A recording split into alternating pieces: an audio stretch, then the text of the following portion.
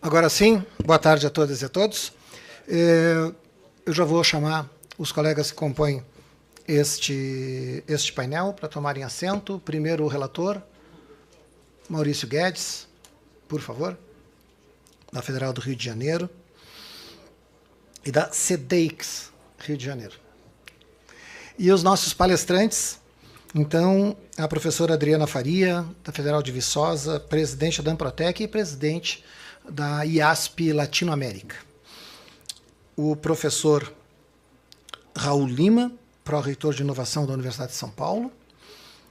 O professor Rodrigo Reis, da Universidade Federal do Pará e diretor do Parque Guamá. E o professor Silvio Bittencourt, professor da Unicinos e diretor do Tecnocinos. Por favor. O primeiro recado, comum a todos os painéis, é a lembrança quanto às contribuições na plataforma Estratégia, né? Que é de onde, na comissão de sistematização, nós vamos coletar as informações adicionais que não foram possíveis de serem debatidas ou discutidas durante os painéis, para a composição do documento final dessa conferência, que vai nortear a estratégia, e o Plano Nacional de Ciência, Tecnologia e Inovação para os próximos 10 anos. Então, meu nome é Jorge Aldir, da PUC do Rio Grande do Sul e também da IASP, e vou coordenar essa sessão sobre o tema de ecossistemas de inovação, avaliação e perspectivas, né? O agradecimento aos patrocinadores desse evento, o patrocinador Master, Banco do Brasil e FINEP, patrocínio Ouro, Positivo Tecnologia, Amazônia Wide Labs, patrocínio Prata, a Caixa Federal e o SERPRO, apoio do IBICT e da RNP, e organização do Centro de Gestão e Estudos Estratégicos, que, diga-se de passagem, foi criado no ensejo, Elias, me corrija se eu estiver errado, no ensejo da segunda Conferência Nacional de Ciência, Tecnologia e Inovação, foi a criação, né, do nosso CGE. Foi no contexto daquela segunda conferência lá, no início do século. Né, e realização do MCT, né, do governo federal do nosso país. Então, vamos dar início. Eu inicio, então, com os primeiros 15 minutos. Cada um de nós teremos 15 minutos para as apresentações, cada um sob uma perspectiva. Eu vou abordar, vou fazer um apanhado do que aconteceu nas reuniões temáticas que foram organizadas, que nós organizamos sobre as temáticas. Nós tivemos 2 reuniões temáticas sobre ecossistemas de inovação. Depois, a professora Adriana, como presidente da Amprotec, vai nos trazer um panorama nacional, né, da área de ecossistemas de inovação, parques científicos tecnológicos, incubadoras no nosso país. O Rodrigo vai abordar a temática do papel dos parques científicos tecnológicos, a experiência do Guamá lá no Pará. E, finalmente, o professor Sérgio Bittencourt vai nos trazer a experiência da Unicinos, no Tecnocinos, falar um pouco também sobre o marco legal, o marco regulatório na área. E a conclusão, então, com o pró-reitor de inovação da USP, o Raul, vai nos falar um pouco dentro de uma temática muito específica de parques científicos, de universidades de pesquisa, né, de classe mundial, a questão das deep techs. Né? Bom.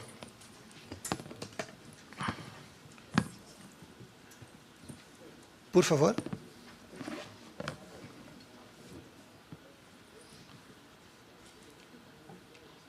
Já apresentei os debatedores. Não está funcionando. Então, a organização dessa temática, que foi uma das temáticas, dos eixos temáticos de ecossistemas de inovação, ela foi organizada pela Cátedra Pascoal Senise, da USP, a CAPES, Amprotec, Secretaria de Inovação do MCT e PUC do Rio Grande do Sul. A coordenação e as realizações das atividades que foram desenvolvidas. Nós tivemos 2 reuniões temáticas. Uma no dia 12 de dezembro, foi a primeira de todas as reuniões temáticas da conferência, lá na reitoria, na Pró-Reitoria de Pesquisa e Pós-Graduação da USP, em São Paulo, quando se trabalhou a temática de ecossistemas. Muitos dos que estão aqui presentes estivemos lá, inclusive do painel, que está aqui conosco. A segunda reunião temática foi em 31 de janeiro, ela foi um spin-off da primeira, quem esteve lá deve recordar, em função da interação dos ecossistemas com a pós-graduação em estrito senso. Então, ela foi organizada, inclusive, na CAPES, né, para discutir essa temática do papel e da relação da pós-graduação com o estrito sensu. Você tem alguma imagem ali da USP e aqui da CAPES, naquele momento. Eu acho que é melhor vocês passarem, porque isso aqui não está funcionando. É para cá? Acho que sim, vamos tentar. Não? Não. Então é bateria. É para lá, né? Bom, mas os temas centrais, então, do que nós trabalhamos nessa temática envolveram a questão da relação dos ecossistemas de inovação e desenvolvimento nacional, né, no mundo inteiro, principalmente os parques científicos e tecnológicos estão muito associados à constituição de locos, de habitats, onde se dá todo o processo de transformação da ciência em tecnologia e aplicação dele. Hoje, das 10 maiores empresas do mundo, hoje, 8 nasceram dentro de um parque científico e tecnológico. Isso vale para a Google, isso vale para a Amazon, isso vale para a Tencent, na China, isso vale para a Huawei na China. O traço comum entre essas 8 empresas é este aspecto. A inovação é a terceira missão das universidades, é um processo de transformação das universidades muito importante, que está acima, uma camada acima da questão da operação e da estruturação da área. E a integração da pós-graduação com o setor produtivo não acadêmico, né, que em diversos painéis já se trabalhou tudo isso, e essa foi a conexão que nós fizemos com a CAPES, com a pós-graduação estrito sensu, mestrado, doutorado, principalmente a abertura de uma perspectiva diferenciada na formação pós-graduada para atuação no mercado não acadêmico. Está funcionando? Talvez o aspecto inicial mais importante é essa caracterização do que nós estamos falando quando falamos dos ecossistemas de inovação dentro de universidades. No mundo inteiro, os principais parques científicos e tecnológicos, desde o TUS Park na China até o Stanford Science Park, passando por todas as grandes experiências internacionais, o Karolinska na Suécia, e as principais experiências que nós temos no Brasil são associadas a universidades, são projetos gerados a partir de universidades e de grandes universidades de pesquisa, normalmente, né? Evoluindo a missão da universidade do ensino, primeira missão, pesquisa, para a terceira missão, a inovação, que está muito associado com essa ideia. É só comigo que não funciona. Que está muito associado com essa ideia, então, de expandir o foco tradicional da atuação da universidade, do ensino e pesquisa, atuando a sua missão, atuação direta no processo de desenvolvimento econômico, social, cultural, ambiental, dos territórios aonde atua, né? Esse é um marco, vamos dizer assim, mais amplo, onde se situa o desenvolvimento desses bichos, né, que normalmente na IASP a gente chama assim, na Associação Internacional, que vão desde as incubadoras até as agências de inovação, vai dos parques científicos e tecnológicos aos centros de inovação, aos hubs de startups e assim por diante. Essa imagem, alguns de vocês devem conhecer, é uma imagem de Ortega y Gasset. Ele é autor daquela frase que o grande desafio da transformação das universidades somos, porque eu me incluo, somos nós os acadêmicos, né? O Ortega y Gasset tem uma frase muito emblemática e muito utilizada na área, quando ele diz lá que mudar uma universidade de lugar, se referindo a essas transformações da universidade, é tão difícil quanto mudar um cemitério de lugar, né? Porque nos dois casos não tem muita ajuda dos residentes, né? E isso é verdade, né? É um aspecto cultural muito importante.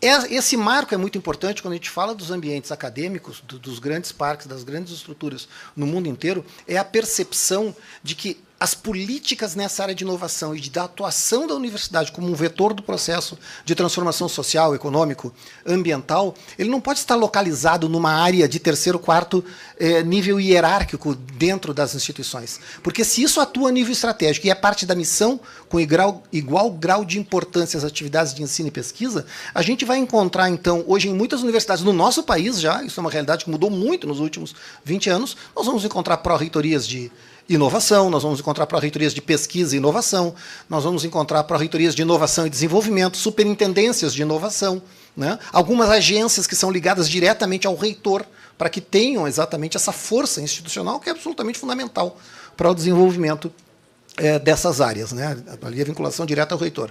As questões que envolvem o marco legal, jurídico e administrativo institucional, porque a gente critica muito os marcos legais nacionais, né? Mas também tem os marcos legais dentro das nossas instituições, é outro aspecto muito importante. Essa não é uma área administrativa e financeira, essa é uma área acadêmica, assim como o ensino à pesquisa, no caso, a inovação. Né? E essa questão aí de uma relação orgânica entre as dimensões de ensino, de pesquisa e de inovação. Porque numa universidade, e em especial numa universidade de pesquisa, mas a inovação ela deve ser entendida como expressão da atividade de ensino e pesquisa que ela faz. Ela não pode criar uma vida independente e própria das dinâmicas de formação, de ensino, de graduação e pós-graduação e das dinâmicas, principalmente, de pesquisa. Né? Então, em uma universidade de pesquisa, a pesquisa de ponta ela está localizada onde? No mundo inteiro? Nos programas de pós-graduação. Por isso, essa conexão, né, quando a gente fala no momento que nós vivemos no país, entre os ecossistemas e a pós-graduação em estrito senso. Aí que entra a CAPES nesse processo de reflexão conosco.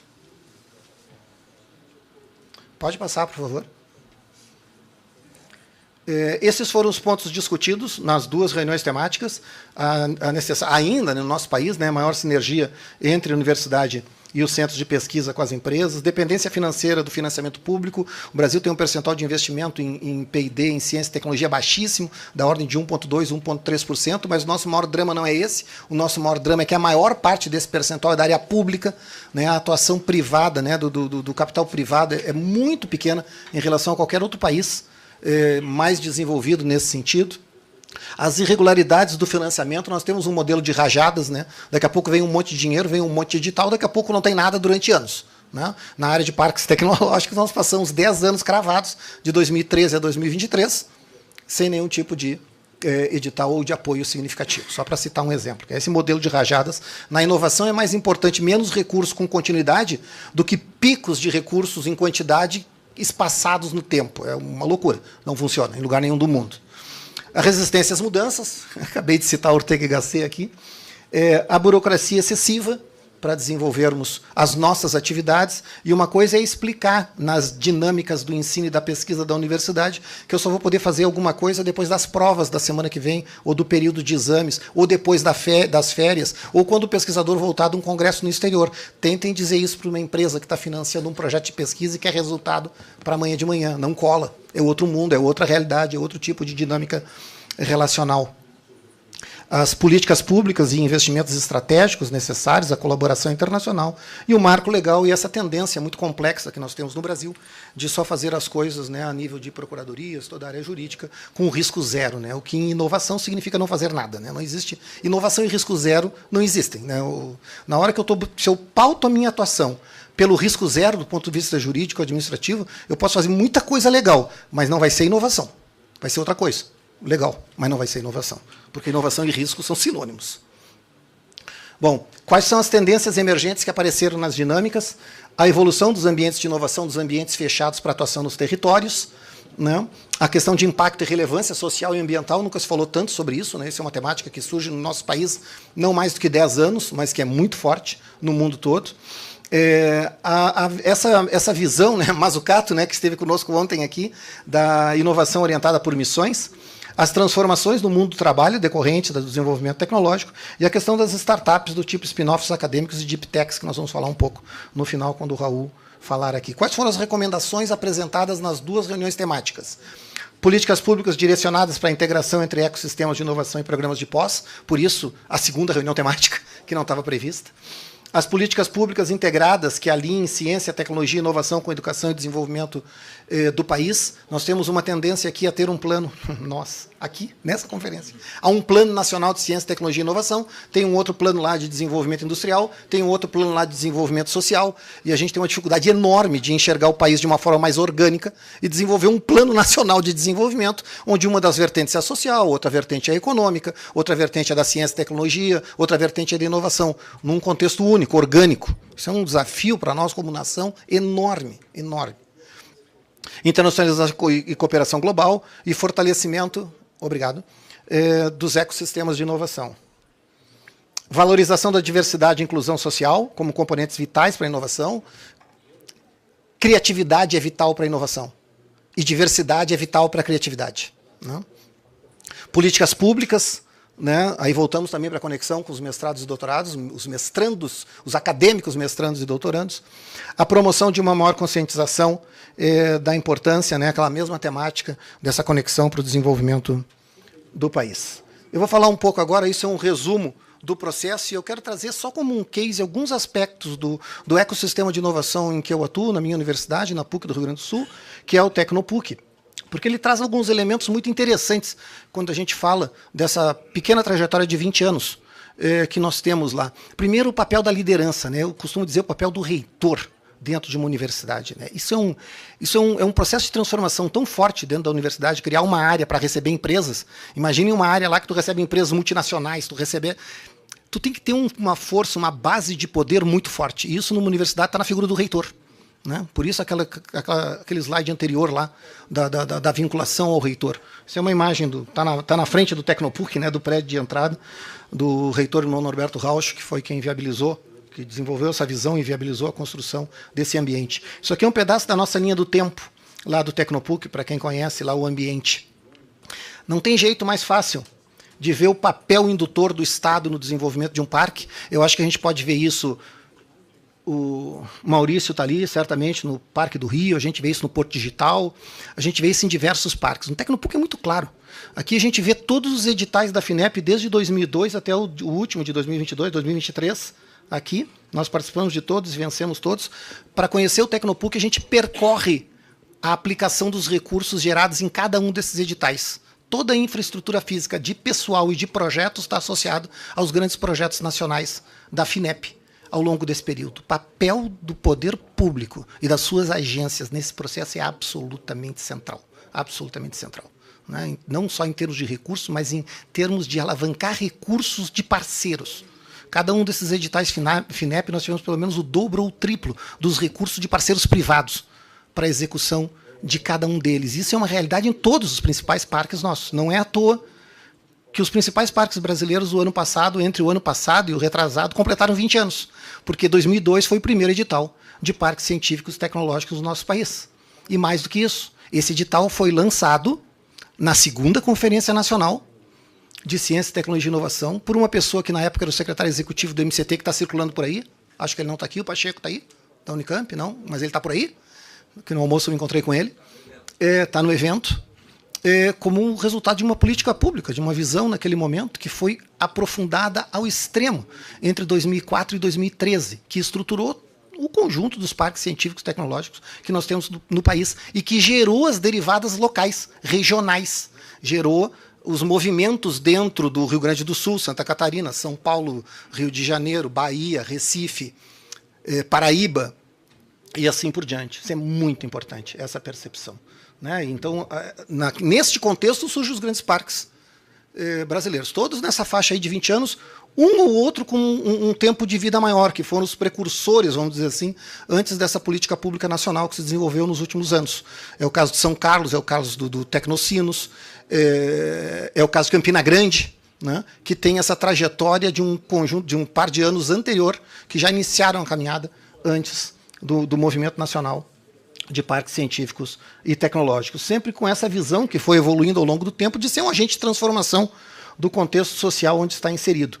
O resultado dessas políticas públicas ao longo de 20 anos na minha universidade foi a constituição de um parque científico e tecnológico que hoje, nesse momento, mais de 300 empresas, metade delas startups, mais de 6.500 pessoas que trabalham nessas empresas, empregos que não existiam, a atração de grandes centros de pesquisa internacionais, da HP, da TOTOR, centros de capacitação da Apple, da Microsoft, diversas empresas nacionais, diversas startups, mais de 900 startups geradas ao longo desse tempo, né? Ou seja, um ambiente inspirador para pessoas atingirem o seu potencial. Isso que é um parque científico-tecnológico. Eu costumo dizer que um ecossistema de inovação é uma janela para o futuro.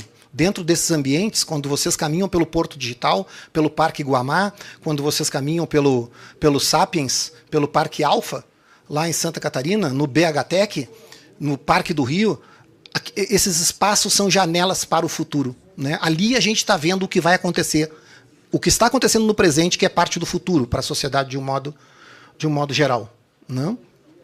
E aqui a gente vai encontrar algumas ações importantes de curricularização do processo, essas mais de 900 startups geradas no Tecnopuc, são fruto de um processo recente de curricularização direta, tanto na graduação quanto na pós-graduação, para a geração de startups. Dentre esse conjunto de startups, tem duas muito conhecidas, né? São os nossos dois unicórnios né, a GetNet, acho que todo mundo aqui já usou uma maquininha vermelha da GetNet, né, uma empresa de 2 guris, o Zeca e o Christian, foram meus alunos até num curso de análise de sistemas lá da PUC, que montaram essa empresa, 2 loucos, né, totais, porque quando eles montaram a empresa, os concorrentes dele eram a Visa, Mastercard e American Express.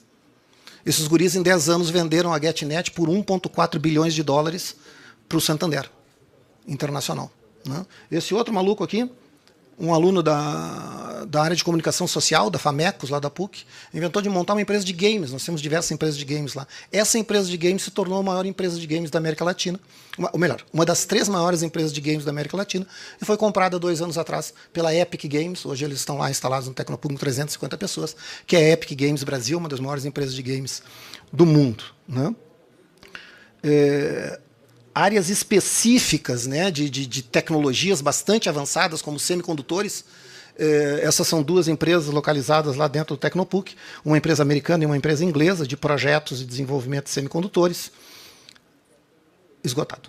A área de hidrogênio verde, que são áreas de tecnologias bastante avançadas. A área de educação, isso aqui é uma empresa, acho que muita gente aqui conhece, a UOL EdTech. A UOL EdTech literalmente comprou uma empresa, uma startup com 3 funcionários lá dentro do Tecnopuc, há, sei lá, 7 anos atrás, que se chamava Casa do Concurseiro, e é hoje uma das maiores edtechs do país. Né?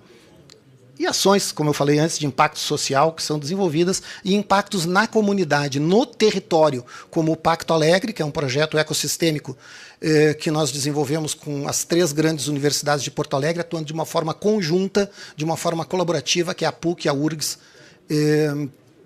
e a Unicinos. Bom, concluindo, então, os resumos e as recomendações, nós temos um desafio enorme nessa área de ecossistemas, porque nós somos a 9ª economia do mundo, nós somos o 14º país do mundo em produção científica, mas somos o 49º país em termos de transformar esse conhecimento e essa potência econômica em impacto e desenvolvimento do país. Tem um buraco, tem um gap gigante aqui. Né? Porque se nós somos a 9ª economia e nós somos o 10º país em produção científica qualificada, nós não podemos ser o 49º em inovação, ou seja, pegar esse conhecimento e transformar em riqueza. Tem um problema e uma oportunidade gigante aí. O outro aspecto é a questão do nosso conceito de inovação. Tem gente que... Eu fico louco da vida, ainda bem que eu não estou no painel do lado aqui, porque eu vi o Von Jovski passar, eu vi o pessoal das empresas passar ali, mas eu fico enlouquecido quando eu vejo dizer que inovação só acontece quando emite nota fiscal, ou inovação só acontece na empresa. Não. Inovação acontece em todas as áreas do conhecimento. Em todas as áreas do conhecimento. Inovação é transversal. E inovação não depende e requer tecnologia, ela pode usar tecnologia. O que inovação depende é de conhecimento e criatividade. E coragem para criar o novo, né, para transformar o mundo. E, finalmente, essa questão do desenvolvimento, né, o acoplamento da dimensão de inovação dentro de uma visão de desenvolvimento do nosso país. Muito obrigado. E eu vou de imediato...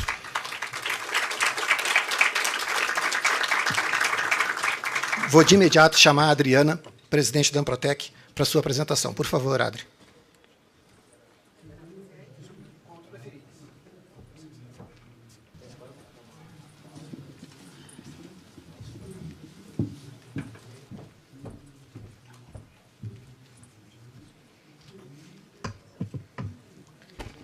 Bom, boa tarde a todos.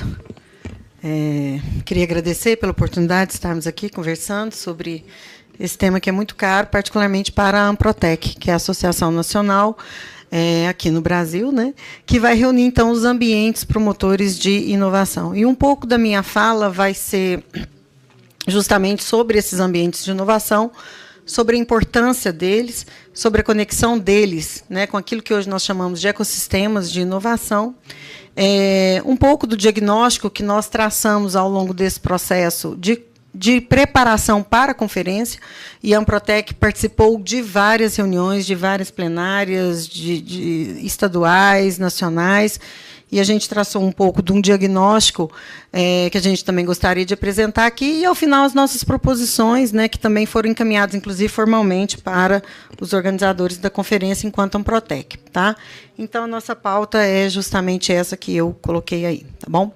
Bom, inicialmente, né, eu acho que a gente está numa plateia de convertidos, né, pelo menos assim, a maioria das pessoas que aqui estão já entendem bem, compreendem inovação, o papel dos ambientes de inovação, na sua grande maioria são amigos, mas até para construir, né, o fio condutor aqui da nossa apresentação, a gente precisa definir essa questão deixar essa questão muito bem clara, né? Os ambientes promotores de inovação, de acordo com o nosso marco legal de ciência, tecnologia e inovação, que é a Lei Federal Nossa de Inovação de 2004, modificada pela 13.203 de 2016, e depois do decreto federal, que Deus, né, abençoe esse decreto, porque ele foi muito importante na nossa vida, né, principalmente para os gestores de parque, né, ele define os ambientes promotores de inovação em duas categorias. É importante a gente compreender isso, né, que é aquilo que o decreto chama de áreas de inovação ou ecossistemas de inovação e os mecanismos de geração de empreendimentos. Tá? E dentre esses chamados de áreas de inovação ou ecossistemas de inovação estão, né, o exemplo talvez mais tradicional seja os parques tecnológicos, mas também temos cidades inteligentes, clusters, distritos de inovação. E por que eu estou fazendo essa observação? Porque quando, né, da lei, da modificação da lei e do decreto lá em 2016 e 2018, o que nós chamamos hoje de ecossistemas de inovação não era necessariamente o olhar que estava lá naquele momento. Tá? Então, hoje, aquilo que nós chamamos de ecossistemas de inovação, que é o que dá o tema ao nosso painel, é algo mais abrangente. Tá? Então, os parques tecnológicos, os distritos de inovação, os clusters, esses arranjos, eles são ambientes promotores de inovação, eles são atores do ecossistema de inovação.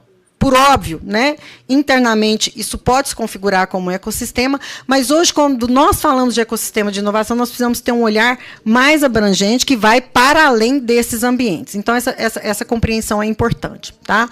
E ainda compreender o papel dos mecanismos. Tá? Os mecanismos estão associados com aqueles ambientes promotores de inovação que vão trabalhar o quê? A criação, principalmente, a criação das empresas de base tecnológica. Tá? Eu vou também conduzir minha fala dentro dessa questão da inovação de base tecnológica. Né? A gente tem várias formas de inovação, mas eu vou me ater a esse aspecto. E aí, né, o exemplo mais importante que nós temos são as incubadoras de empresas. Tá? É importante essa taxonomia? Na nossa opinião, hoje, é muito importante. Por quê? Esses ambientes promotores de inovação, eles têm papéis diferentes, missões diferentes, que se complementam e formam aquilo que nós chamamos de ecossistema. Mas a forma como eu apoio um parque tecnológico é diferente da forma como eu devo apoiar uma incubadora de empresas. Né? O papel de uma incubadora de empresas, a sua função, a sua missão, é diferente de uma missão de um parque tecnológico. E eu vou ter parques tecnológicos que vão ter incubadoras, que vão ter programas de incubação. Então, a gente tem todo esse cenário que precisa ser compreendido para que, principalmente em termos de política pública, a gente saiba como apoiar esses ambientes e promover o seu desenvolvimento. Né? E uma atenção muito especial, principalmente, né, a gente vai ter aqui os colegas falando dos parques, e eu vou, então, né, falar principalmente da importância das incubadoras de empresas, porque a questão fundamental é quem é que vai povoar os parques tecnológicos no Brasil. Em grande medida, essas empresas de base tecnológica hoje, no Brasil, elas são poucas, são insuficientes, e nós precisamos de criar mais empresas. Quem trabalha necessariamente a criação de empresas de base tecnológica são as incubadoras. A aceleradora promove o crescimento, os hubs conectam, fazem open innovation, os espaços makers ajudam o desenvolvimento de produto, né? Os parques têm uma missão de integração, principalmente, né, dos setores produtivos com a academia, as universidades e o crescimento dessas empresas. Mas quem se ocupa necessariamente com a criação de empresas são os incubadores. Né? Então, é por isso que é importante essa distinção desses mecanismos. Tá?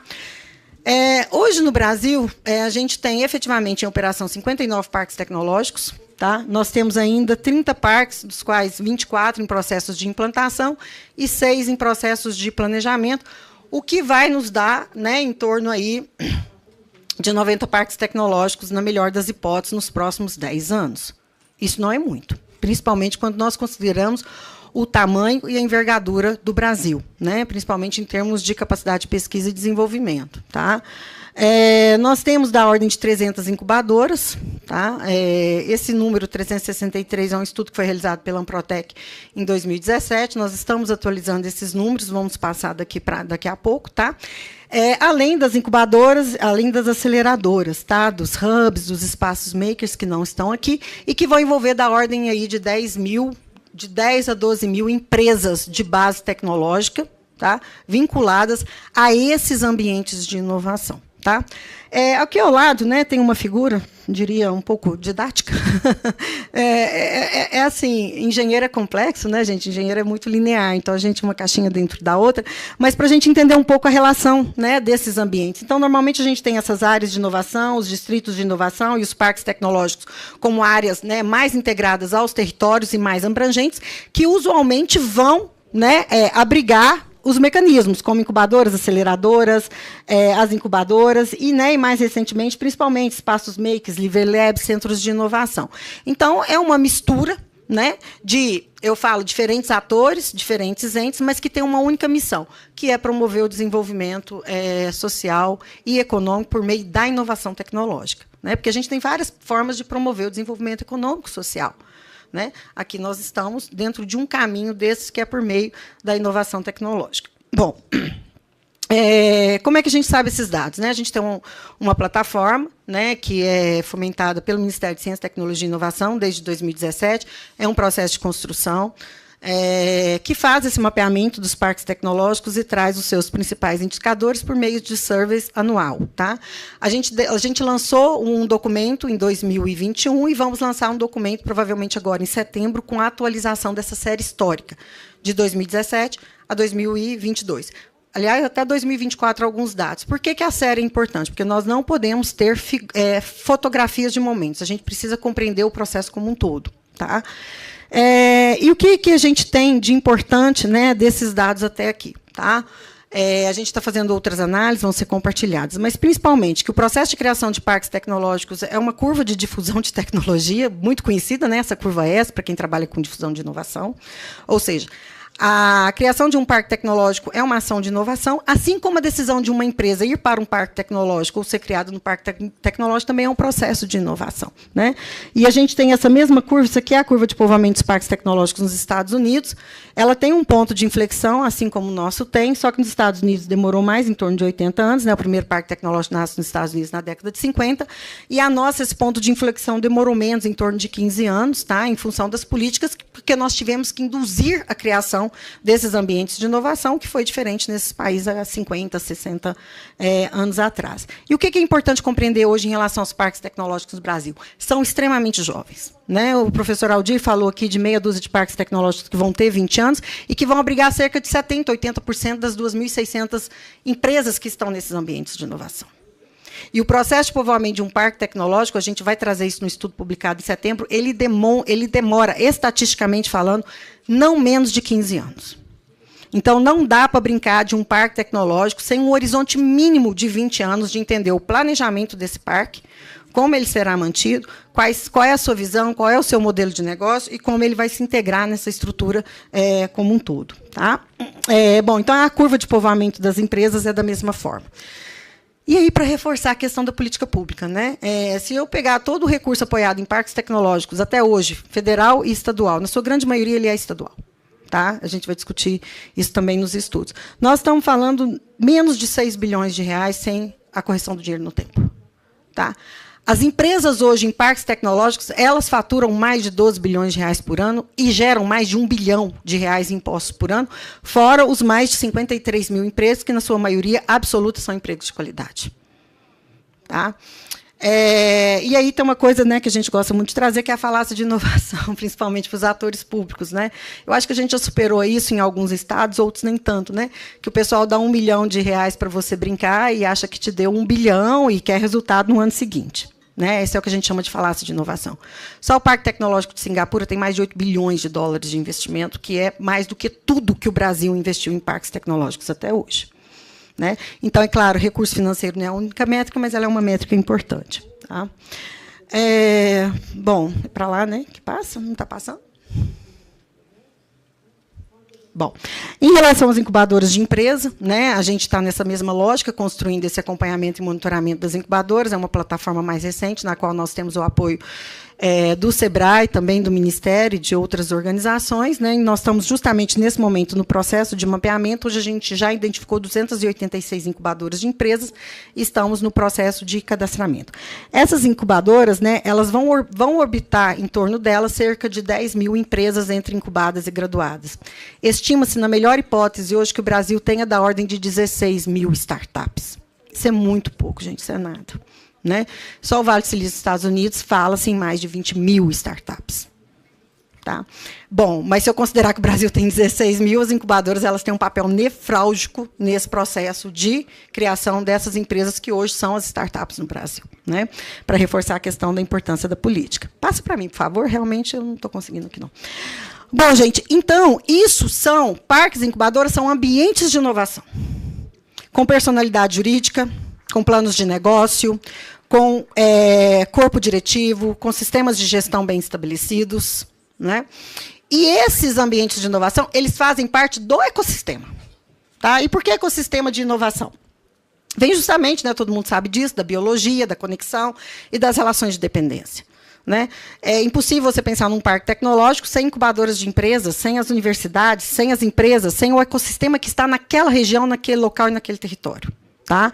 E aí, a gente vai estar fazendo essa publicação também, gente, eu já trouxe algumas questões aqui, né, que é essa nova geração de ambientes de inovação, muitos atores do mesmo objetivo, e a gente traz algumas questões aqui para reflexão. Né? Primeiro, né, os ambientes de inovação eles vão fornecer os recursos e a infraestrutura e o apoio para o ecossistema, como um ator deste ecossistema e protagonista deste ecossistema de inovação.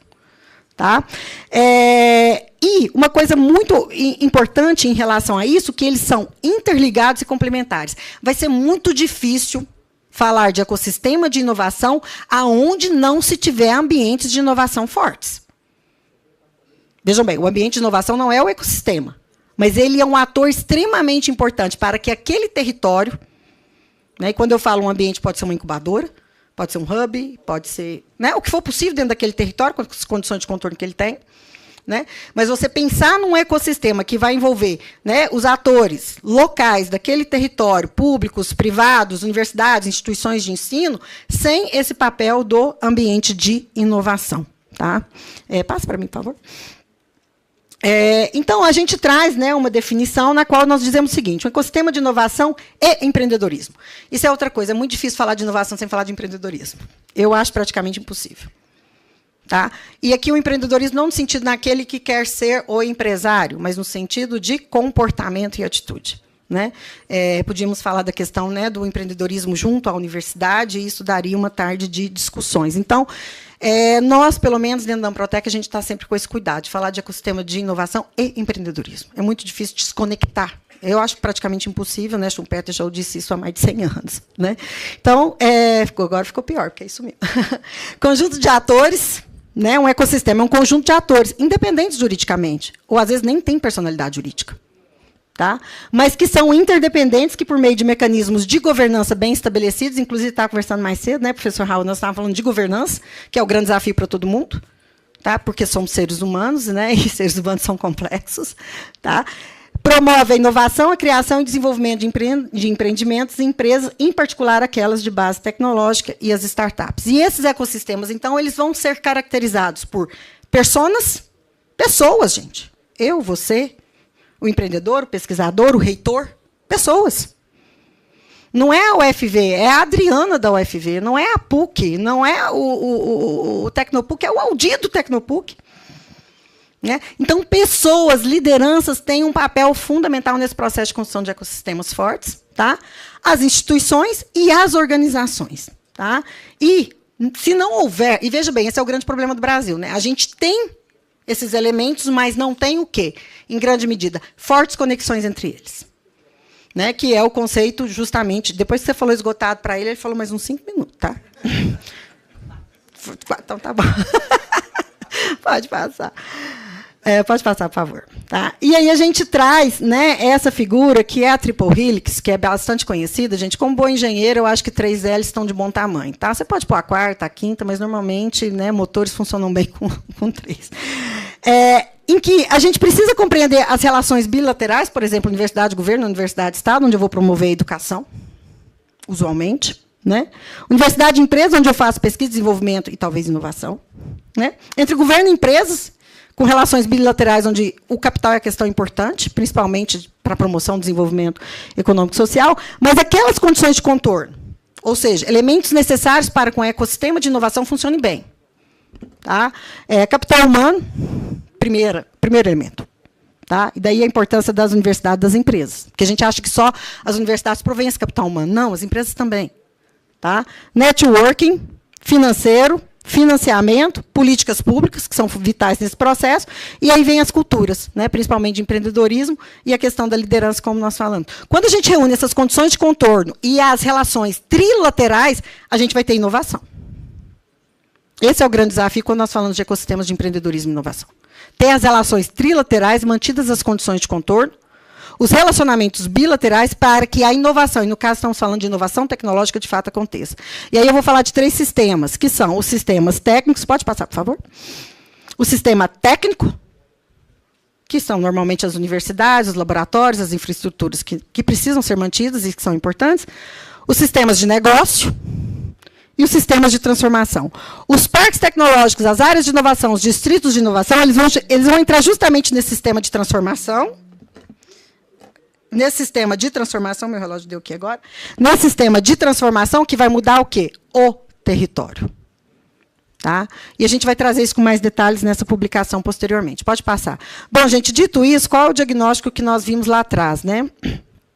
Então, um pouco foi falado para o Aldir. Nós aumentamos nos últimos 10 anos em mais de 50% a nossa formação de mestres e doutores. Porém, nos últimos 20 anos, o Brasil só fez cair no ranking mundial de inovação. Nós, nos últimos 20 anos, aumentamos profundamente a nossa publicação científica mundial, somos detentores de mais de 2% da publicação mundial. E eu não estou aqui, gente, enxergando o copo meio vazio, não, pelo amor de Deus, não como uma pessoa pessimista, mas como uma pessoa realista. O que nós estamos fazendo não está dando certo, porque se estivesse dando certo, a gente não estava naquela posição de inovação, é simples assim. E não interessa se você é de direita, de esquerda, de cima, de baixo, da lateral, porque esse é o problema quando nós discutimos educação, ciência e tecnologia. As pessoas vêm dentro de uma política partidária ou de uma política ideológica e a gente fica defendendo práticas e questões que não é o que está aqui na mesa. O que está aqui na mesa são resultados que nós precisamos alcançar. E nós não estamos caminhando nesse sentido. Né? E por isso que eu fiz aquela questão do ecossistema. Porque se não houver, né, essa coalizão entre esses entes, e esse é um desafio no mundo inteiro, a gente não vai alcançar os resultados. Né? Pode passar. Isso não é diferente na pós-graduação, né? O Aldir também já trouxe isso. Nós temos 4.700 programas de pós-graduação, dos quais apenas 9% são de engenharia, e dos quais apenas 5% têm excelência máxima, nota 7, CAPES, que é o nível internacional. Quantidade, sem qualidade, gente, é complexo. E aí nós estamos formando, né, nós estamos falando de mais de 80 mil titulados, e a gente sabe da complexidade dessas pessoas junto ao mercado de trabalho. E a questão não é formar menos, porque eu acho que a gente tem que formar mais, porque nós estamos bem abaixo dos níveis da OCDE. Mas sem uma pós-graduação integrada para colocar esses profissionais nas empresas, nós estamos fazendo um desserviço às pessoas, que vão passar fazendo 2 anos mestrado, 4 anos doutorado, e não sabem aonde vão trabalhar, porque não vai haver concurso suficiente nas universidades federais, nos institutos de pesquisa, nas instituições públicas. Nós precisamos formar mais doutores, porque a única variável que impacta a taxa de criação de novas empresas de base tecnológica, em todos os estudos que nós fizemos até hoje, é o número de alunos na pós-graduação. Agora, sem elencar as áreas estratégicas, principalmente as áreas tecnológicas, e não estamos dizendo que as sociais não sejam importantes, pelo contrário, mas nós temos que aumentar a formação de pessoas nas áreas tecnológicas. Ou não adianta ter plano de inteligência artificial, porque não teremos quem vai executá-lo. A evasão nas engenharias atingiu o pior nível de todos os tempos. Enquanto todos os países que têm juízo dobraram seus números de engenheiros e cientistas dentro das áreas estratégicas, o Brasil só fez diminuir nos últimos 20 anos. Né? Pode passar? Na educação não é diferente, não vou me ater, porque meu tempo já está esgotado. Mas nos últimos 20 anos, nós caímos em mais de 20 posições em todos os rankings de avaliação de ciências, de português e de matemática. A nossa sociedade não tem um nível mínimo de alfabetismo que permita a esses cidadãos ter uma vida decente. Esse é o fato que está colocado nos estudos que estão aí publicados. Pode passar, por favor? Então, de novo, né, não é uma questão político-partidária, não é uma questão ideológica, é um fato. Mais de 30% dos universitários hoje no Brasil são analfabetos funcionais. Né? Complicado. Pode passar? Resultado disso tudo, né, a nossa posição no ranking mundial de competitividade. E sem sermos competitivos, não teremos os investimentos necessários para construir o país que nós queremos, e a inovação tecnológica é a base disso tudo. Né? Pode passar, são mais 2 slides, eu juro. Né? Então, as proposições que foram encaminhadas para a Amprotec dentro desse contexto, né, científico, teórico, com os dados que foram observados e com os indicadores que estão aí, sem uma postura, gente, né, de copo meio vazio, muito pelo contrário, eu acho que a gente tem condições de resolver plenamente isso, desde que nós encaramos o problema de frente. Né? Uma política de educação de classe mundial. Sem isso, nós não vamos para lugar nenhum. Tá? Então, esse é o primeiro ponto. Tá? E o nosso Sistema Nacional de Avaliação de Educação Superior, os sinais que tem mais de 20 anos, não incorpora empreendedorismo e inovação na avaliação das universidades federais. Isso é um absurdo. Né? Você coloca para as universidades a política de inovação, mas isso não entra no sistema de avaliação. Então, para universidades, por exemplo, como a UFV, que tem um parque tecnológico, sei lá, custa mais de 2, quase 1 bilhão, né? 1 bilhão, desculpa, quase 2 milhões de reais por ano, isso não entra no sistema de avaliação da educação superior no Brasil. Quem tem, quem não tem, está avaliado nas mesmas bases. Não pode continuar assim. Tá?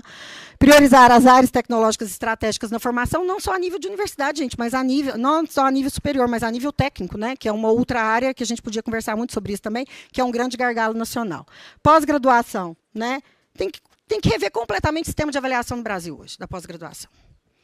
Né? Ele foi muito bom em determinado momento, nos permitiu alavancar a produção científica, mas isso agora precisa ser motivado, incentivado, para que a gente converta isso em inovação. Então, incentivar os professores inovadores, os pesquisadores inovadores, os empreendedores, os gestores de incubadores, aqueles que fazem parte do programa, é fundamental, senão isso não vai ser colocado como importante. Último slide. Né? E aí último slide, pode passar, toda a política, né, de apoio, que foi já muito bem colocada aqui pelo Aldir, a única coisa que eu vou acrescentar, né, no que diz respeito aos ambientes de inovação, é a questão da prestação de serviços técnicos especializados, que isso é um mantra da minha vida nos últimos 2 anos. Né? Se nós não compreendermos que prestação de serviço técnico especializado é extensão universitária,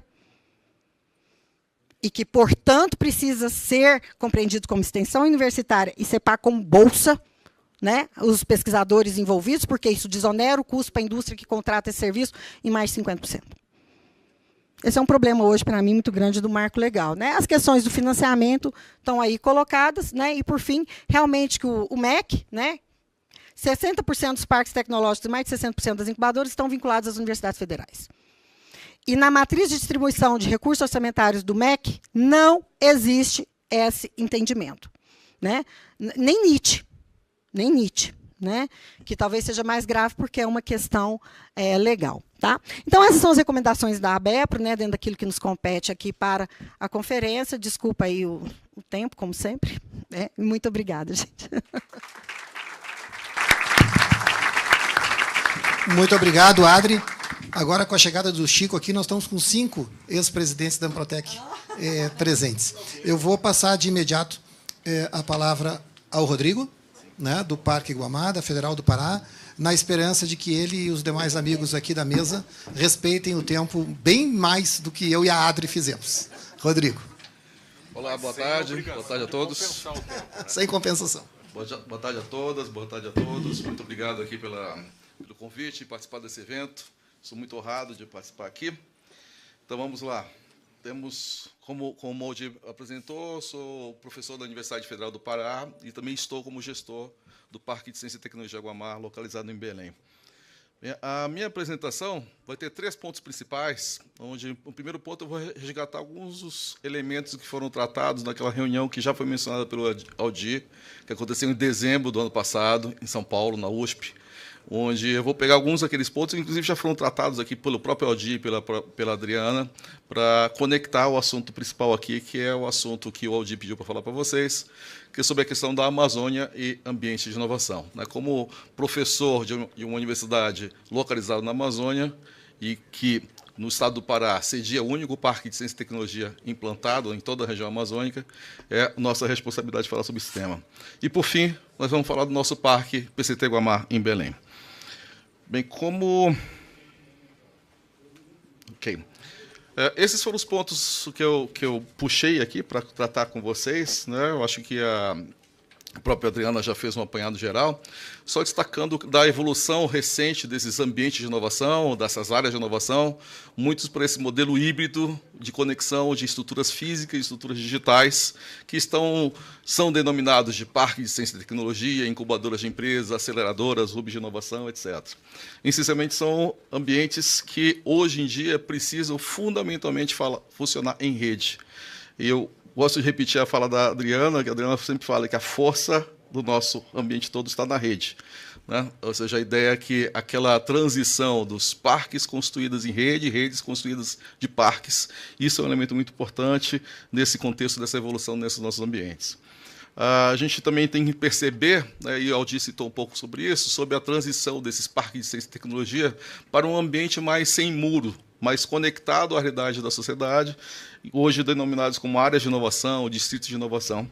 E também Aldir e Adriana comentaram sobre a questão dos programas de pós-graduação, a crise da pós-graduação brasileira, e como importantes são os ecossistemas de inovação como ambientes com capacidade de receber esses egressos da pós-graduação brasileira.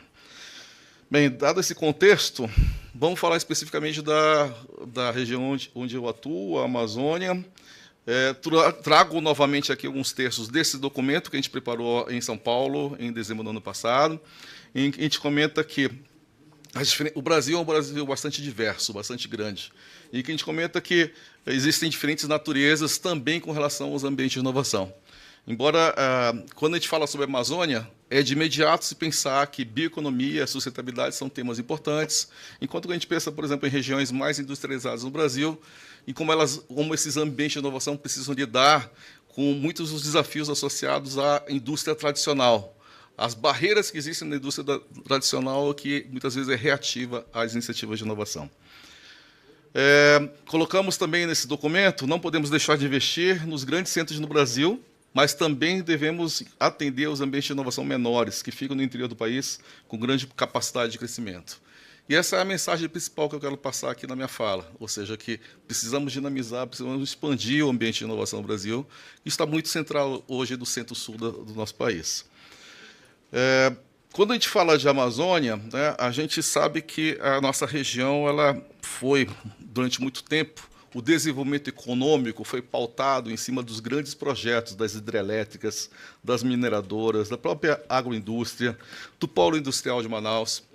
E são muitas vezes, e é uma verdade, é um fato que esse desenvolvimento econômico não foi acompanhado do desenvolvimento social da região. Nós temos pessoas morando na região, eu moro no estado do Pará, que é o estado mais populoso da região amazônica, e tem grandes desafios desse equilíbrio do suposto desenvolvimento sustentável. O nosso reitor da Universidade Federal do Pará, ontem, na plenária, ele foi muito feliz falar que esse desenvolvimento sustentável é para quem? Por exemplo, quando se fala, por exemplo, numa implantação de uma usina hidrelétrica, quando se implanta, por exemplo, usinas eólicas, muitas vezes essa energia vai ser sustentável, entre aspas, porque vai gerar um grande comprometimento socioambiental na região onde ele está sendo implantado.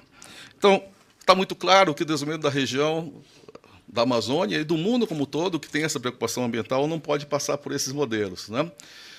Eu costumo dizer que, tirando os grandes centros urbanos, como Manaus e Belém, onde a gente reproduz mais ou menos a mesma realidade das grandes capitais do Brasil, na Amazônia, antes das startups, nós temos as comunidades, nós temos os territórios, temos as comunidades agroextrativistas. São populações que vivem em comunidades ribeirinhas, são pessoas que vivem da terra e que precisam fundamentalmente de apoio de ciência e tecnologia e inovação para que eles possam se manter lá como guardiões da qualidade de vida deles e que possam fazer negócios. Então, a ideia, quando a gente pensa em ambiente de inovação, esses ambientes de inovação não podem estar cercados, limitados aos muros das universidades, aos muros dos aglomerados urbanos que nós temos, e precisa atuar de forma efetiva nessas comunidades. Isso é um trabalho muito importante. É um trabalho, vocês têm que entender que a Amazônia ela tem muita dificuldade em escalar. Nós escalamos muito pouco, porque não cabe à nossa região desenvolver produtos em alta escala. Precisamos apoiar esses milhares de negócios que acontecem e que hoje acontecem de maneira, muitas vezes, desassistida por todos esses ambientes de inovação que existem no Brasil. Pego novamente aqui uma frase do nosso reitor na plenária de ontem, onde ele comentou que proteger essas comunidades hoje é tão urgente quanto proteger as árvores. no sentido do comentário dele sobre o famoso relógio de contagem do tempo, que fala sobre o ponto de irreversibilidade da destruição da floresta. Né, que se dizem que na próxima década a gente vai chegar num ponto que não vai ser mais irreversível a destruição que aconteceu. Muitas vezes se pensa na floresta, nas árvores, mas temos que pensar fundamentalmente do ser humano que mora lá. Então, nesse sentido, eu trago aqui informações da Amprotec, peguei lá do site da Amprotec, Adriana, aqui o mapa de ecossistemas e ambientes de inovação que estão espalhados pelo país. Vocês podem ver os alfinetes aqui reproduzindo com as suas diferentes cores as incubadoras, as áreas de inovação, as aceleradoras que são associadas à Amprotec, e fica muito nítido a concentração deles onde tem a maior densidade populacional do Brasil, né, no centro-sul, mas também com uma forte densidade na região nordeste. A gente vê, por exemplo, a professora Deolinda, que eu acho que está aqui, que é professora da Universidade Federal do Amazonas, que faz um trabalho, coordena uma incubadora lá no Amazonas, e é um trabalho praticamente isolado. De tal maneira, eu também me sinto um pouco isolado ao gerenciar um parque de ciência e tecnologia em Belém, e é o único que está implantado em toda essa região. Quando a gente vê a visão internacional da coisa, a gente vai ver o mapa da IASP, da nossa Associação Internacional de Parques e Áreas de Inovação, a gente vai enxergar que a coisa fica um pouco pior, porque aqui a gente começa a olhar para os parques e ambientes que já têm um maior grau de maturidade. Vocês vão poder observar aqui nessa figura que em toda a Panamazônia, estou deixando de lado só o Brasil, vamos olhar os outros países da Panamazônia, vamos olhar para a Colômbia, para o Equador e para o Peru, todos os parques que estão lá instalados naquelas regiões estão na região do Pacífico. Eles também negligenciam a Amazônia como uma região importante, né, dos seus respectivos países. Nesse sentido, pessoal, aqui é importante entender e reforçar as iniciativas de implantação de novos parques. Eu queria destacar um projeto da Universidade Federal do Amazonas, que quer implantar um parque de ciência e tecnologia lá na região de tríplice fronteira, entre o Brasil, Peru e Colômbia, que é na região de Tabatinga. E aconteceu uma coisa interessante, Aldir. Lá naquele evento que você foi nosso anfitrião, lá em Porto Alegre, na reunião da IASP, em março desse ano, eu tive a oportunidade de conhecer o pessoal de Iquitos, no Peru, que fica próximo da região de Tabatinga, que também estava construindo o projeto de parque tecnológico lá, e que não tinha nem conhecimento do que estava acontecendo do outro lado da fronteira. Então, graças a isso, que a gente pôde identificar e fazer as conexões devidas para que a gente pudesse fazer com que os parques que estão sendo projetados para essa região pudessem começar a conversar e pudessem começar a enxergar o poder da complementaridade das ações entre esses parques. Ou seja, muitas vezes vale a pena investir em coisas que possam ser complementares. Vou repetir, Adriana, a força nossa está na rede. Então, nesse sentido, pessoal, o que a gente pensa como... O que deve ser ambiente de inovação na nossa região? O que faz sentido? Que tipo de ambiente de inovação faz sentido na nossa região? São aqueles que sejam conectados ao conhecimento tradicional. Essas comunidades agroextrativistas, elas sabem fazer produção. Elas já produzem, por exemplo, óleo de andiroba. Entendeu? Produzem de maneira sistemática. O que a gente precisa é fortalecer, é dar tecnologia, é certificar, por exemplo, o grau de pureza de óleo de andiroba que é produzido por essas comunidades. Então, um ambiente de inovação, um parque tecnológico, pode atuar nesse sentido de capacitação, de melhoria de processos produtivos, para que esse conhecimento tradicional possa ser aperfeiçoado. Esses ambientes também têm que promover a floresta em pé, como uma forma sustentável de desenvolvimento econômico, fornecer uma melhor exploração, né, de produtos florestais, melhore a infraestrutura para o ser humano que mora nessa região, sejam acessíveis à população, e aí muitas vezes o fato dos nossos parques, nossos ambientes de inovação estarem dentro das universidades, acabam sendo impedimento para que a comunidade ao redor reconheçam. Isso é um desafio que a gente tem costumeiramente no PCT Guamá. Muitas vezes pensam que, ao chegar ao nosso parque, que aquilo, a nossa sociedade local não conhece o parque, pensa que é mais um conjunto de prédios que habitam salas de aula para os cursos de graduação e pós-graduação da instituição, né? Não sabem que tem empresas lá sediadas. Esses parques também precisam ser transfronteiriços, né? Ou seja, retomando aquela ideia dos parques em redes de parques. E que também atendam todos os requisitos dos ambientes de inovação tradicionais. Aldir pediu para eu falar para vocês um pouco sobre o Parque de Ciência e Tecnologia Guamá, então eu coloquei aqui uns slides finais para falar sobre esse parque, sobre o parque que a gente tem desde 2010 em Belém.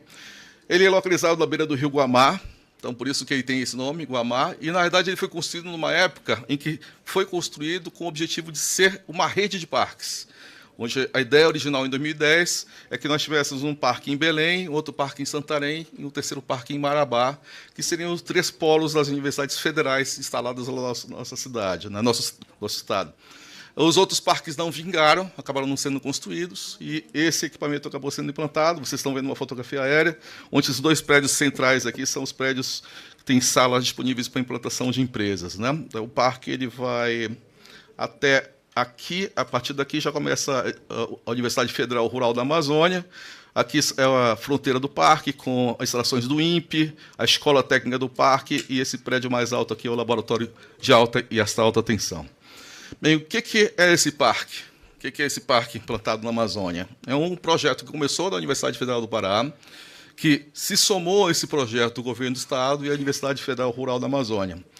Como eu falei para vocês, aí foi inaugurado em 2010, mas, efetivamente, a primeira empresa se instalou no nosso parque em 2016. Então, ele é um parque novo, porque eu começo a entender, começo a contar a história de um parque a partir do momento que eu tenho todos os elementos da tríplice hélice, já mencionada pela Adriana aqui, funcionando.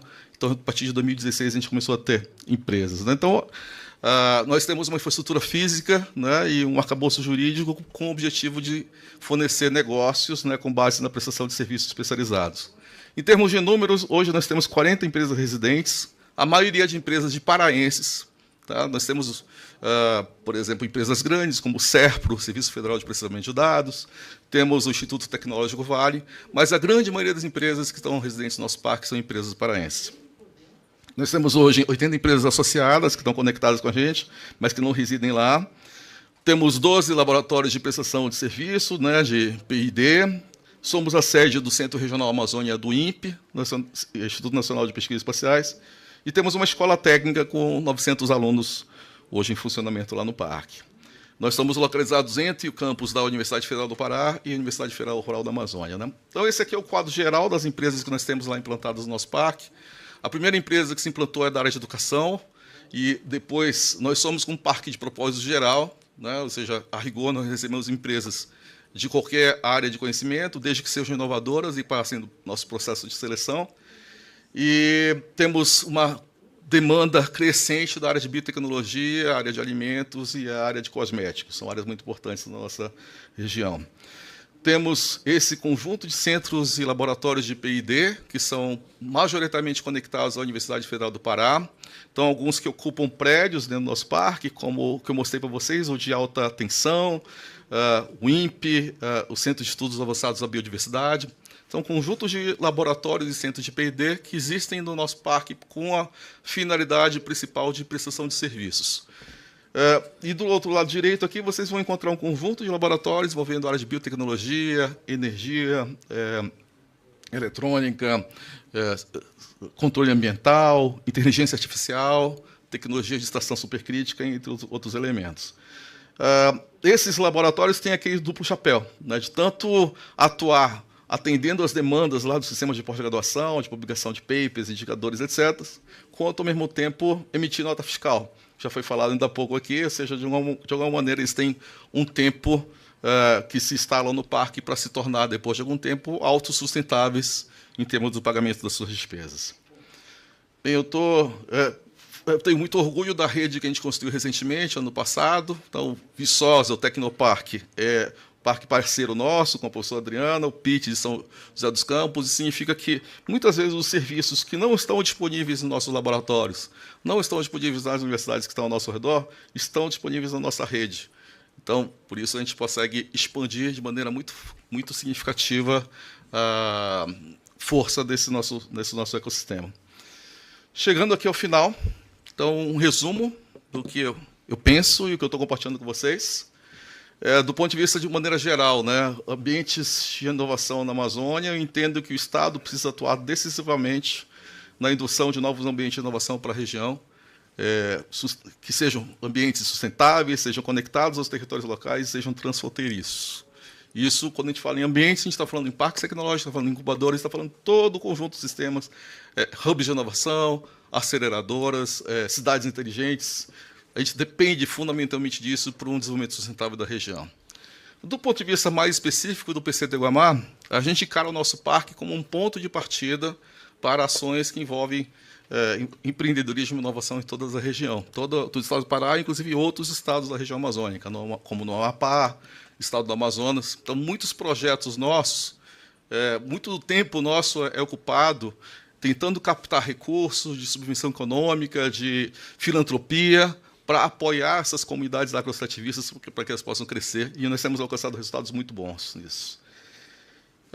Nós devemos ter, como um dos resultados da COP30 em Belém, nós devemos ter a criação do segundo Parque de Ciência e Tecnologia em Belém, que é o Parque de Bioeconomia e Inovação da Amazônia, conectado ao governo do Estado também, e que está sendo construído também em rede com o PCT Guamá.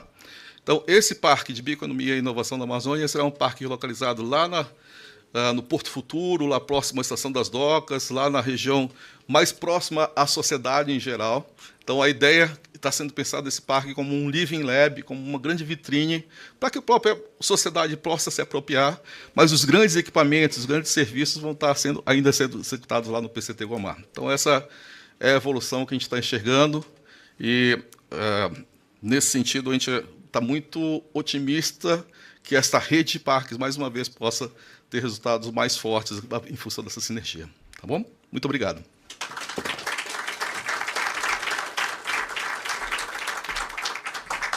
Muito obrigado, Rodrigo.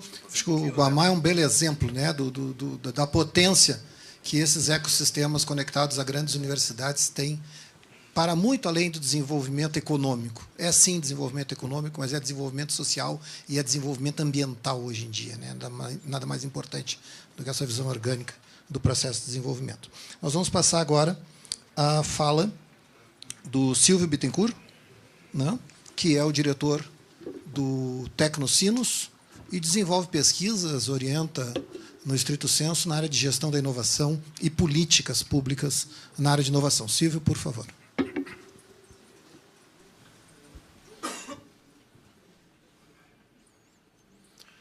Boa tarde a todos e a todas.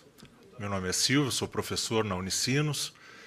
Além de professor, com muito orgulho eu respondo aos alunos de graduação quando eles me perguntam: você dá aula e trabalha também? Sim, então eu trabalho, tenho uma função de gestão na universidade. Todos já passaram por isso, quem é professor. Então eu tenho uma função de gestão na universidade, dirijo o Parque Tecnológico São Leopoldo, nosso Tecnocinos, e a gestão de tecnologia e inovação da universidade.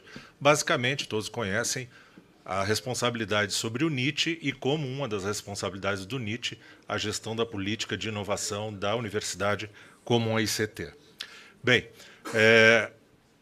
o meu lugar de fala é o Parque Tecnológico São Leopoldo, Tecnocinos, um dos mais tradicionais parques tecnológicos do Brasil e, eu diria, da América Latina.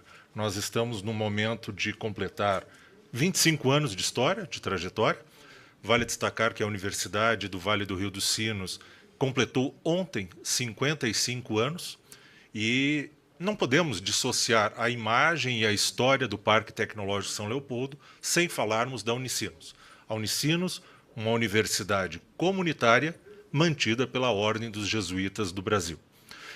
Essa conexão é importantíssima, porque nós nos perguntamos por que uma universidade comunitária empreende, de maneira inovadora, há 25 anos atrás, um parque científico e tecnológico. Primeiro, porque é uma compreensão clara de que nós somos um instrumento, um braço de política pública para o desenvolvimento regional. E fazemos isso com algumas metas muito claras. A primeira delas, geração de novos negócios e empreendimentos. São cerca de 140 empresas no Parque Tecnológico.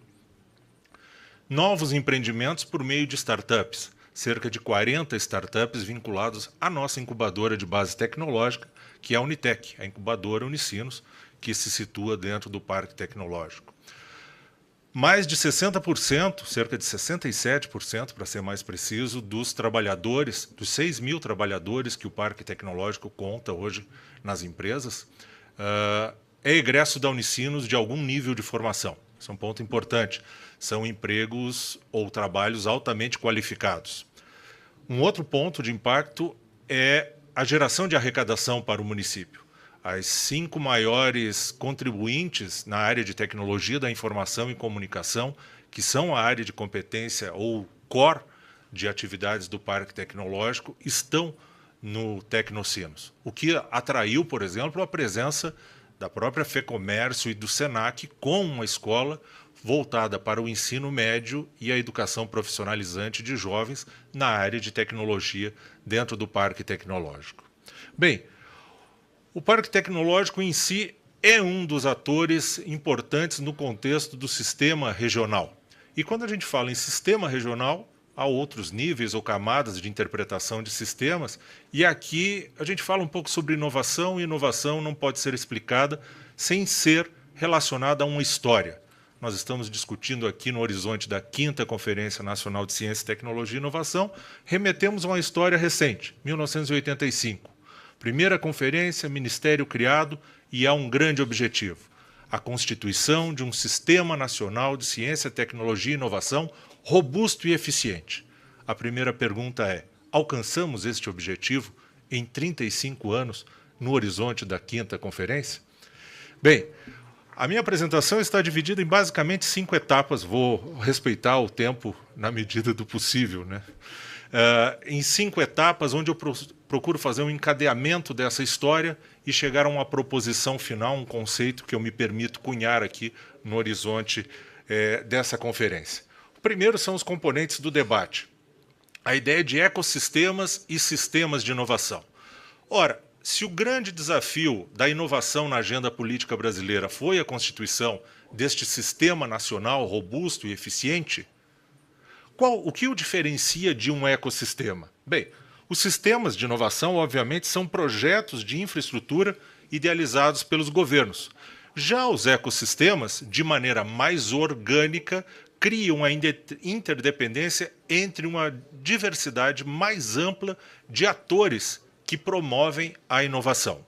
Então, nós precisamos, num primeiro momento, entender o paralelo entre as duas relações. Podemos ter lá, explícito na Estratégia Nacional de Ciência, Tecnologia e Inovação, um belo Sistema Nacional de Inovação, mas ainda caminhamos, não a passos largos, caminhamos devagar, ainda na constituição de ecossistemas de inovação também robustos e eficientes.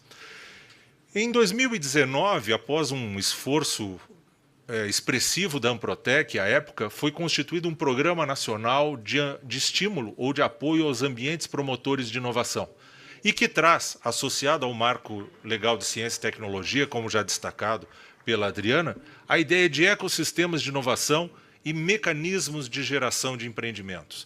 Então, ambientes como parque, distritos, áreas de inovação, polos tecnológicos, entre outros, são considerados ecossistemas de inovação.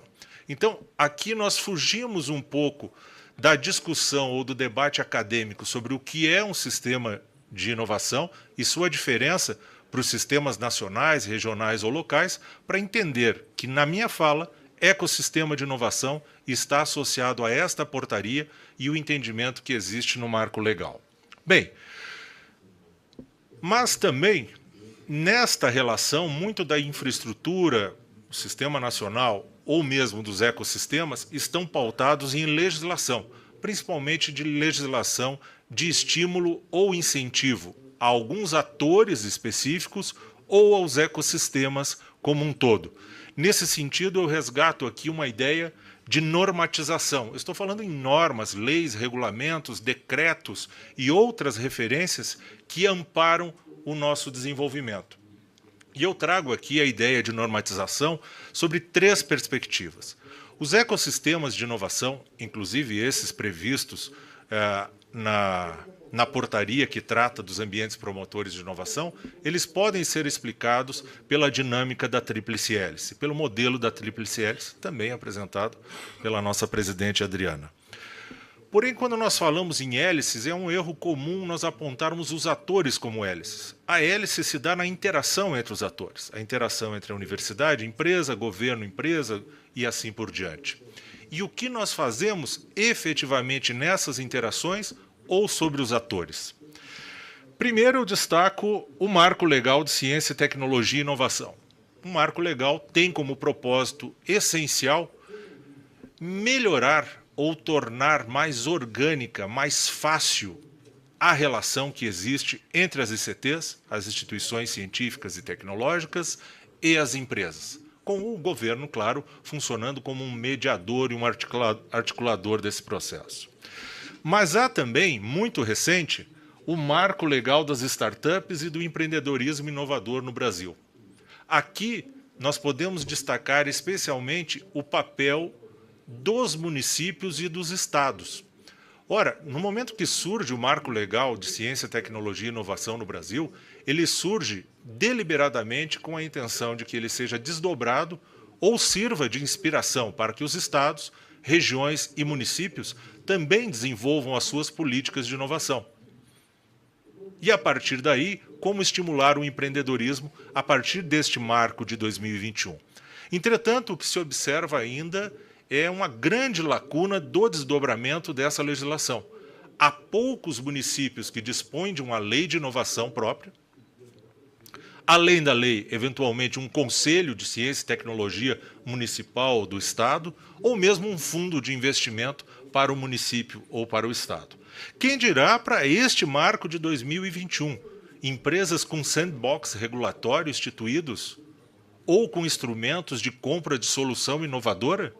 Muito pouco. Raras, às vezes, ainda encontramos. Então, nós temos um delay na aplicação da legislação ou da normatização a partir do poder público, que acaba não estimulando, dentro da lógica da tríplice hélice, o avanço das empresas e, por que não, da própria academia, que não encontra ali eco para estimular o empreendedorismo e a inovação.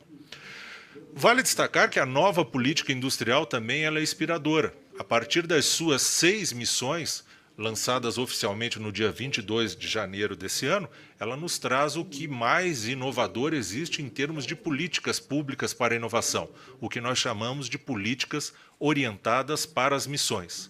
Porém, como que estas missões se conversam com as outras legislações já existentes? Como que estas missões se conversam com a educação, com a economia, com a indústria, com a ciência, tecnologia e inovação. Aqui há um grande desafio de articulação ou de coordenação entre os entes. Um outro aspecto, agora olhando mais na perspectiva da empresa, e aqui eu me permito afirmar mais categoricamente, as empresas brasileiras não sabem fazer inovação. Basta você buscar dados como, por exemplo, na Pintec, pesquisa de inovação tecnológica. Quais são? Vamos lá, a maioria das empresas declara 90 e tantos % que desenvolve atividades inovativas. Dessas 90 e tantos, 70 e poucas dizem as atividades inovativas que eu desenvolvo são a aquisição de máquinas e equipamentos. É assim que nós fazemos inovação no Brasil, não vamos nos enganar. Olhar para normas de gestão que preparem as empresas para fazer inovação, e não é inovação fechada, é inovação em parceria, dentro do ecossistema, inovação aberta, se relacionar com a academia e outros atores, por exemplo, os institutos tecnológicos, privados ou não, mas os institutos que têm... Quando eu falo institutos aqui, o termo no Brasil muitas vezes não é muito compreendido, eu estou falando de instituições como as chamadas RTOs, ou as Research Technology Organizations. São aquelas que fazem a tradução ou a translação entre o conhecimento básico gerado na universidade e a sua aplicação direta na indústria. Vários exemplos aqui, o Instituto Eldorado e tantos outros associados à ABIPT, por exemplo, inclusive de alguns colegas que eu vejo na plateia. Mas as empresas precisam fazer gestão da inovação. Silvio, norma para inovação? Mas que absurdo, você está querendo engessar a criatividade e o potencial inovador nas empresas? Não, de forma alguma. A inovação ela é sistemática, planejada, deliberada. Só assim a gente alcança a agilidade e assertividade necessária. Brincar com dinheiro e investimento das instituições não faz sentido no mundo da inovação. Isso é inovação de palco, é teatro de inovação. Então nós precisamos sistematizar a inovação, preparar as empresas para isso. Não estranhem se daqui a 2, 3 anos nós encontrarmos editais, por exemplo, que vão condicionar a empresa a ter uma certificação de gestão da inovação para estar preparado. Em uma startup em seu valuation, para captar investidores. Vem cá, a inovação é dependente do inventor, da pessoa, do CEO, ou realmente a organização demonstra que ela inova sistematicamente? Há aqui um desafio também ao pensarmos. Então, quando eu falo em ecossistema, estou usando a lógica da tríplice hélice e dizer que tem papel tanto da academia, como marco legal, do poder público e também das empresas. Ainda sobre a academia, há muito que se fazer. São pouquíssimos, de acordo com um estudo que foi desenvolvido pelo Tribunal de Contas da União. Ele fez um estudo em 2023, o Aldir gosta muito quando eu apresento esses estudos, né? O Tribunal de Contas da União apresentou um estudo sobre a aderência do marco legal de inovação nas universidades públicas do país. Cerca de 62 ou 64 universidades públicas, 14 tinham instituído, depois de 5 anos, uma política de inovação, e somente 4 tinham evidências que a sua política de inovação foi implementada. Ou seja, talvez os 3 atores neste ecossistema regrado pela tríplice hélice precisam fazer o seu dever de casa para que nós possamos avançar colaborativamente.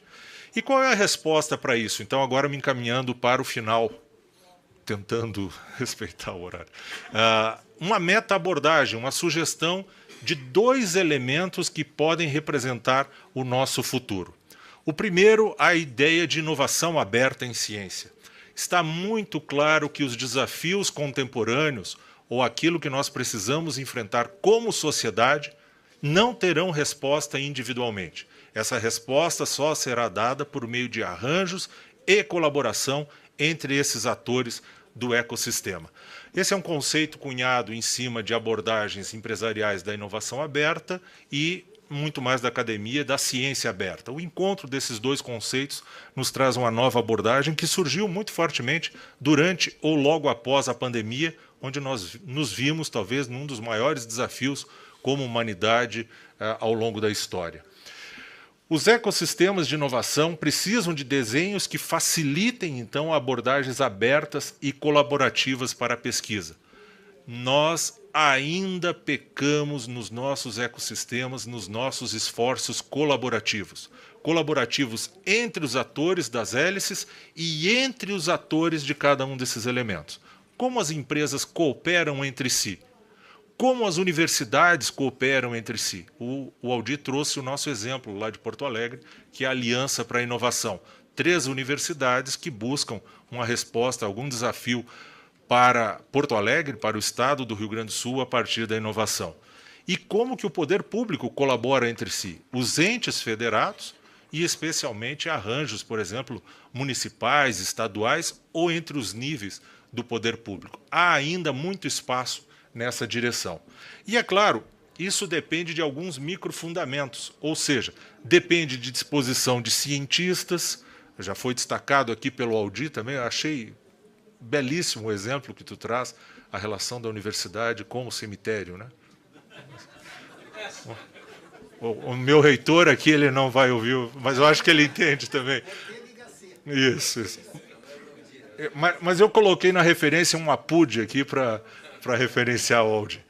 Bem, nós precisamos sim trabalhar os cientistas, habilidades e capacidades para participação em iniciativas abertas, algumas atitudes e crenças que precisamos superar e características e motivos para empreendedores institucionais. Eu não estou falando que todos devem empreender um novo negócio, mas uma abordagem empreendedora, uma postura de protagonismo, de assumir, de criar novos e diferentes projetos é essencial para os atores dessas 3 hélices. E, é claro, nós precisamos ir ainda além da política ou das políticas orientadas por missões. Nós necessitamos, diante dos desafios da sociedade contemporânea, já citei isso, um tipo de política que a gente chama de transformativa, implementadas por governos, organizações ou instituições. Veja, quando eu falo em normativa e políticas, eu estou chamando a atenção que empresas precisam de políticas para ecossistemas e inovação. Governos precisam e a academia precisa, mas devem ser transformativas, porque nós precisamos gerar mudanças significativas e profundas nas áreas sociais, econômica, ambiental ou política. Essas políticas frequentemente são projetadas para abordar desigualdades estruturais, promover a inclusão e buscar melhorias sustentáveis nas condições de vida da população. E isso é urgente, não pode esperar para amanhã. Nós não podemos esperar mais 35 anos para tornar robusto e eficiente o Sistema Nacional de Ciência e Tecnologia. Aqui, algumas características do que é uma política transformativa e, por fim, os 2 últimos slides, rapidamente, as minhas recomendações mais específicas sobre ecossistemas para essa conferência.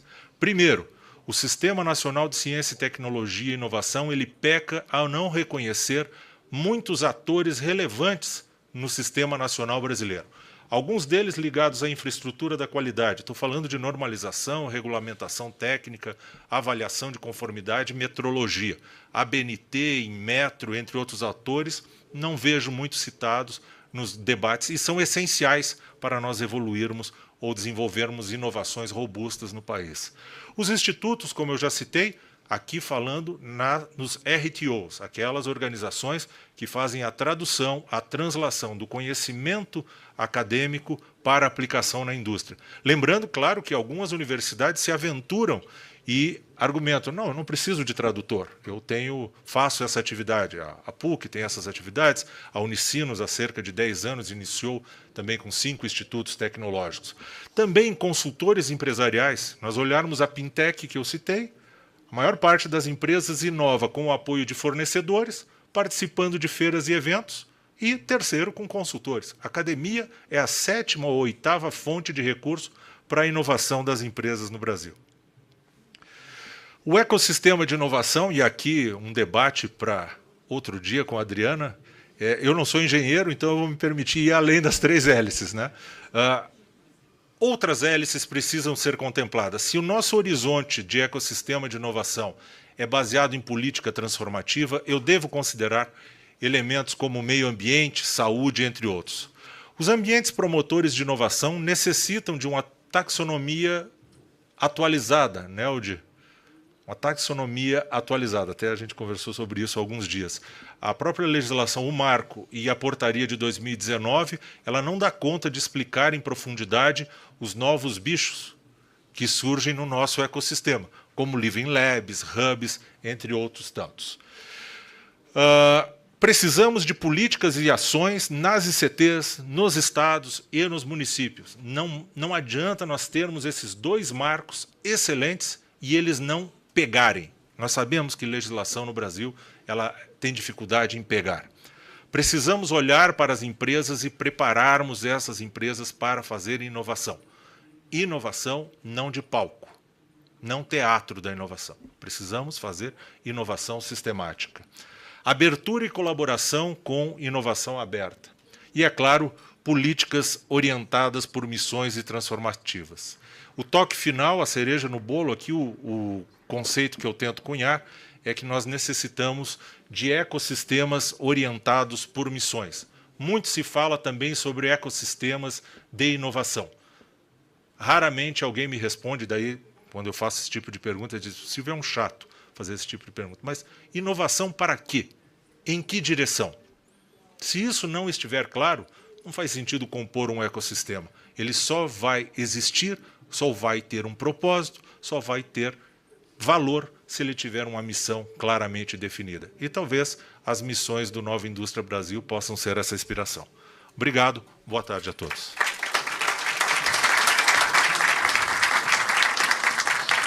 Muito obrigado, Silvio. Parabéns por manter o atraso sistêmico desde o primeiro. Nós mantemos o padrão. Pelo menos nós somos bastante estáveis aqui. E nós vamos concluir os nossos painelistas. Nós vamos agora viajar para a nossa universidade melhor ranqueada em todos os rankings internacionais, que é a USP, que em si só é um ecossistema de inovação, cujos egressos e empresas geradas lá dentro sozinhos representam 50% aproximadamente do total de VC, de capital de risco, do nosso país. E passo a palavra, então, ao Raul Lima, pró-reitor adjunto de inovação da Universidade de São Paulo.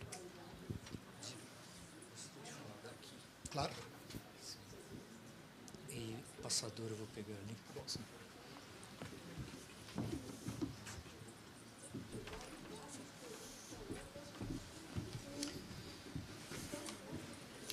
Boa tarde a todos. Eu recebi a missão de falar da importância das Deep Techs nesta fala. Deixa eu ver se eu vejo como é que passa aqui.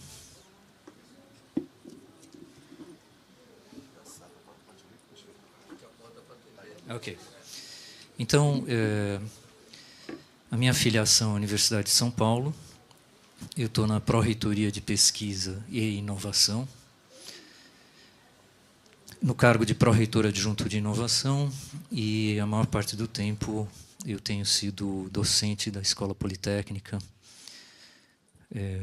E eu gostaria de deixar bem claro que os conceitos e as ideias que eu vou veicular, elas são resultado de um debate de muitas pessoas. Então, eu gostaria de agradecer ao Pró-Reitor de Pesquisa e Inovação, Paulo Nussensweig, aqui presente. Gostaria de agradecer ao Luiz Henrique Catalani, o presidente da nossa UNIT, da nossa USPIM. Gostaria de agradecer ao Jorge Aldi e a algumas pessoas que a gente convida para esses debates, a Adriana e o Chico Saboia. Bom, então eu queria deixar duas ideias iniciais nessa tentativa de valorizar as Deep Techs. A primeira é uma ideia que tem transparecido aqui nessa conferência, é que nós somos um país que consome muita tecnologia. Então, nós somos número 11º de gastos com tecnologia, segundo o relatório da OCDE de 2019. Entretanto, a gente inova de uma maneira não muito eficiente, e então a gente está na 49ª posição no Global Innovation Index de 2023. Então, como disse Aldi, existe um espaço gigantesco, um trabalho gigantesco que precisa ser feito. A Adriana falou disso também. Agora, uma ideia que eu gostaria que pervadisse toda a apresentação é que o marco legal da ciência, tecnologia e inovação separa a atividade de inovação das leis de licitação. Grande parte da inovação ocorre com regulamentação feita dentro das ICTs. E disso decorre que não dá para usar o marco legal da ciência, tecnologia e inovação se não existirem mecanismos internos na ICT para mitigar, por exemplo, os conflitos de interesses e os conflitos de comprometimento. Essa é a primeira ideia que eu gostaria de deixar para vocês, logo no começo. Eu gostaria de deixar uma definição de inovação, porque toda a política de inovação de uma ICT depende dessa definição. Então, a gente utiliza o processo pelo qual um conjunto de ideias resulta em impacto benéfico à sociedade, seja este cultural, social ou econômico. Então, aí está escrito um pouco para quê, Silvio. Também gostaria de deixar uma definiçãozinha de Deep Tech como uma classe de empresas nascentes que desenvolve novos processos, produtos, baseados em resultados da ciência ou significativa inovação da engenharia. Tá? É assim que a gente está pensando nas Deep Techs, e a gente dá tanta importância para isso que 77% das empresas incubadas na Universidade de São Paulo são Deep Tech. Só para vocês terem uma ideia. E a lógica disso vai aparecer daqui a pouco. Bom, primeira tese aqui. A academia é fonte de conhecimento profundo. A OCDE tem um órgão chamado E-Ecole, que estuda as relações da academia com ecossistemas. E eles analisam ecossistemas do mundo inteiro e comparam. E eles fazem um mapa de reputação onde as bolas verdes são os atores que têm reputação de gerar conhecimento. E quanto maior a bola verde, maior a reputação. O que eu quero dizer, esse daqui é o ecossistema paulista de inovação, visto pela OCDE. Tem algumas bolas verdes lá, se vocês prestarem atenção, as bolas verdes são universidades. O conhecimento profundo é a academia. E vocês pegam qualquer um dos gráficos da OCDE, vocês vão perceber isso fortemente.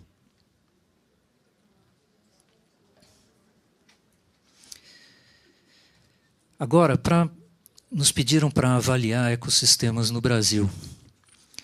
Então, para fazer essa avaliação, eu queria propor um modelo que é da Sloan School of Management, de alguns autores como Phil Budden e Fiona Murray. E eles dizem o seguinte: um ecossistema, como um sistema, ele pode ter um estado. E existem alguns componentes principais dos ecossistemas. Eles fizeram um estudo sistemático, metódico, científico, para ver quais eram os elementos desse estado. Né? E eles dizem o seguinte: olha, um ecossistema que não tem capacidade de inovação está fraco. Um ecossistema que não tem capacidade de empreendedorismo está fraco. Um ecossistema que não tenha segurança jurídica está com um problema sério. E um ecossistema que esteja num ambiente não competitivo tem um problema sério. Então, o Estado, para eles, essa é uma interpretação mais nossa. Eles não são administradores, eles não falam a linguagem da engenharia, né? Então, mas a gente reconhece nos escritos deles a teoria do controle está lá dentro. Bom,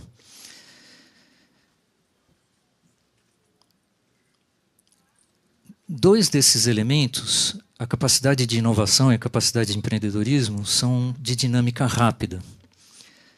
Dois deles são mais lentos. Bom, é como se fosse um telhado em rosa, que quando as colunas de capacidade de inovação e de capacidade de empreendedorismo estão robustas e fortes e altas, o telhado está horizontal e é possível gerar uma capacidade, uma vantagem comparativa, e essa vantagem comparativa pode levar a um impacto benéfico na sociedade. Esse é o modelo deles, e existem algumas condições fundamentais ou fundacionais que a gente interpreta como competitividade e estabilidade jurídica. Eles vão mais além, eles dizem, olha, a capacidade de inovação e a capacidade de empreendedorismo dependem de cada uma delas de 5 recursos. E os recursos são recursos humanos, infraestrutura, financiamento, demanda e ambiente cultural e incentivos. Como se fossem atuadores de um sistema de controle que modificam o estado do sistema, pelo menos esses 2 elementos do estado do sistema, a capacidade de inovação, a capacidade de empreendedorismo. Bom, então aqui vai a nossa avaliação em termos de estado. Elemento 1 do estado, segurança jurídica. O marco legal é moderno. A interpretação é anacrônica. Competitividade. Segundo o CGEE, o número de pesquisadores contratados pelo setor não acadêmico é baixíssimo no Brasil. E isto sugere baixa competitividade, porque as empresas não precisam contratá-los.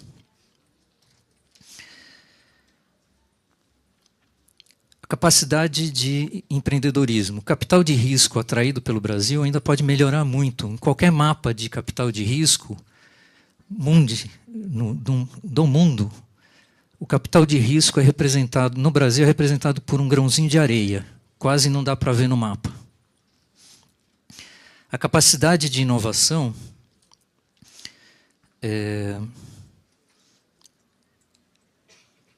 faltam espaços para gerar o conhecimento profundo. E esse espaço requer uma infraestrutura e uma governança muito específica, porque o que a gente está procurando é uma cocriação, uma confiança enorme entre os agentes, que ninguém segura a informação crítica. Isso não é fácil. Adriana, a gente estava conversando com a Adriana hoje no almoço. Então, continuando a avaliação, as fundações de apoio não se sentem seguras em receber verbas orçamentárias. As fundações de apoio não se sentem seguras em gerenciar por contrato as atividades dos NITs. Algumas honrosas exceções, né, como a Unicamp, a UFMG e outras que vêm surgindo. E os docentes não se sentem seguros para participar da criação de empresas e ajudar essas empresas. Segundo uma universidade norueguesa, um relatório de 2019, a geração e compartilhamento do conhecimento é mais afetivo através da cocriação. Isso é um resultado muito forte, isso é científico, comparando os métodos de geração e compartilhamento, né?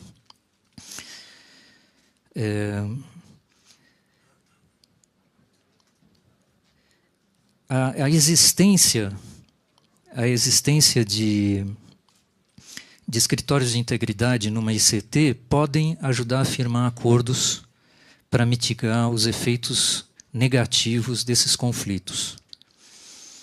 Então, por exemplo, a USP criou um escritório de integridade e proteção da pesquisa e participa de um consórcio latino-americano de escritórios de integridade e cibersegurança recém-criado e que eu convido a todos a se associar, né, a nós. Bom, as Deep Techs, elas precisam de infraestrutura especializada.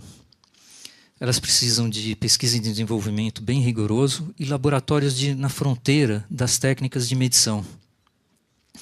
E é preciso que ocorra essa cocriação, isso é fundamental. Os pesquisadores das diversas instituições têm que estar muito próximos, lado a lado, a gente diz ombro a ombro, no mesmo laboratório, na mesma mesa, inclusive consultando a sociedade, porque tem que trazer o setor da sociedade que vai ser beneficiado, como na inovação por missões. Então, precisa de um lugar onde a tripla hélice está presente no mesmo prédio. As empresas âncoras têm que ter sinergia entre si e a governança precisa garantir essa confiança entre os entes num ambiente de inovação aberta, porque num ambiente de inovação aberta o pessoal segura menos os segredos. Então, a USP está desenvolvendo um desses bem no centro do campus de São Paulo, um outro centro desses fora dos muros, e a ideia da arquitetura e da governança é manter esse ambiente. Então, as sugestões que a gente deixa nessa conferência. A primeira é que a gente precisa proteger o pesquisador da interpretação inconsistente das leis de inovação. todos estamos receosos. E o que a gente sugere é que as atividades sejam combinadas previamente com os órgãos controladores, TCE, TCU, CGU.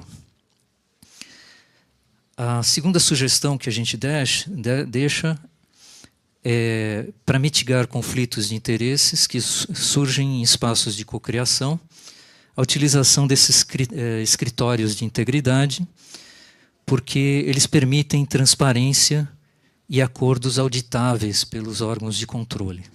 Isso é muito importante. E a terceira sugestão que a gente dá é a criação dessas infraestruturas e de governança especializada que aproxime governo, academia e setor privado, maximizando a sinergia entre instituições diversas. 10 segundos de atraso.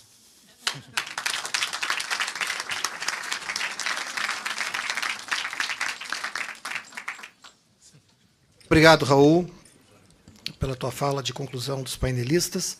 Antes de abrir para perguntas, nós vamos ter tempo para 2, 3 perguntas no máximo, em função do adiantado da hora, por culpa nossa. Eu gostaria de pedir ao nosso relator, para vocês terem uma ideia da importância da relatoria nesta conferência, porque os relatores serão os responsáveis pelo documento final, depois que vai ser gerado na Comissão de Sistematização. O nosso relator é doutor honoris causa da Universidade Federal do Rio Grande do Sul, diretor, fundador do Parque Científico e Tecnológico da Federal do Rio de Janeiro, ex-presidente internacional da IASP e da IASP Latinoamérica também. Não tinha como não ter um tempo para o Maurício Guedes falar um pouco para nós no fechamento dessa sessão, antes das perguntas. Maurício, por favor.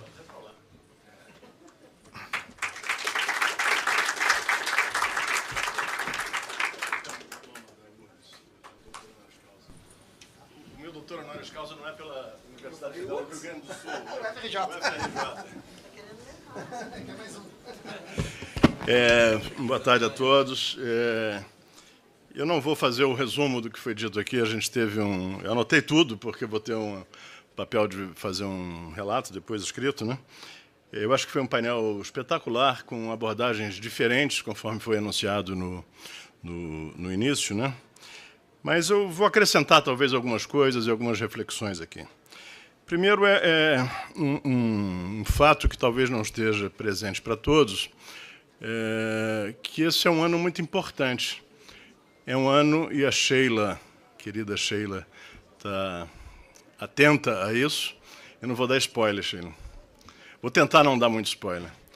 Esse ano nós estamos completando 40 anos da criação de uma política de apoio a parques tecnológicos no Brasil. Há 40 anos atrás, em 1984, um visionário, que era presidente do CNPq, professor Linaldo Cavalcante, que merece todos os nossos aplausos, que fez várias coisas por esse país, e uma delas foi criar um programa de parques tecnológicos. Isso era um conceito desconhecido no mundo. Os primeiros parques na Europa estavam surgindo em 82, 83. Né? O que a gente tinha até então era a pré-história dos parques. Era Stanford, era o Vale do Silício, batizado na década de 70, e o Linaldo trouxe para o Brasil esse conceito e criou um programa, e a Sheila vai criar uma celebração em parceria com a Amprotec desses 40 anos. Né? A Adriana, acho que foi a Adriana, falou uma frase forte, vários falaram frases fortes, mas ela falou, não está dando certo. E, de fato, não está dando certo. E eu não gosto de olhar para o lado vazio do copo, né? Eu costumo olhar para o lado cheio. Mas não está dando certo. Nós não podemos continuar acumulando pesquisadores, doutores nas universidades e ensinando os novos doutores, os doutorandos, que o sonho deles precisa ser fazer um concurso público para entrar na universidade.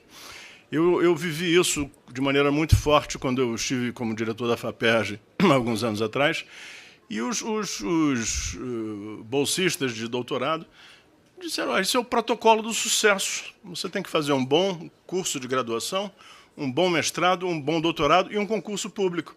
E a desgraça desse país é que não tem concurso público. Eu falei, mas como assim? Você faz o concurso público e depois? Eram 3 estudantes que me procuraram representando o conjunto dos bolsistas da FAPESP. E depois do concurso público? Aí eles se entreolharam, como assim depois?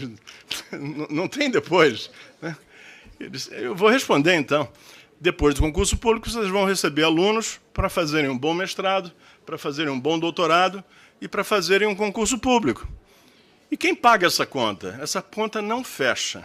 Então, eu acho que essa conferência, desculpa, eu acho que mais 2 minutos eu termino. Eu acompanhei várias conferências preparatórias, eu acho que está caindo a ficha da comunidade científica de que nós não podemos ficar isolados. Quantos empresários tem aqui nessa sala? Levanta a mão. Empresário de verdade, não é alguém que é professor e tem uma empresa de consultoria. Quem é que... 1, 2, 3. 3, né? Na conferência como um todo, era esse percentual que a gente tinha. Então, uma conferência de ciência, tecnologia e inovação em qualquer país do mundo, ela precisa ter um equilíbrio entre acadêmicos e empresários. A inovação sai dessas conexões, né? Dessas conexões.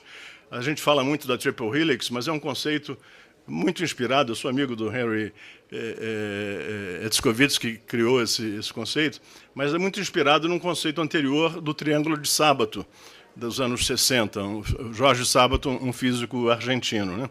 Mas tem a diferença importante que é o movimento, né? É a conexão das pás que alguém mencionou aqui também.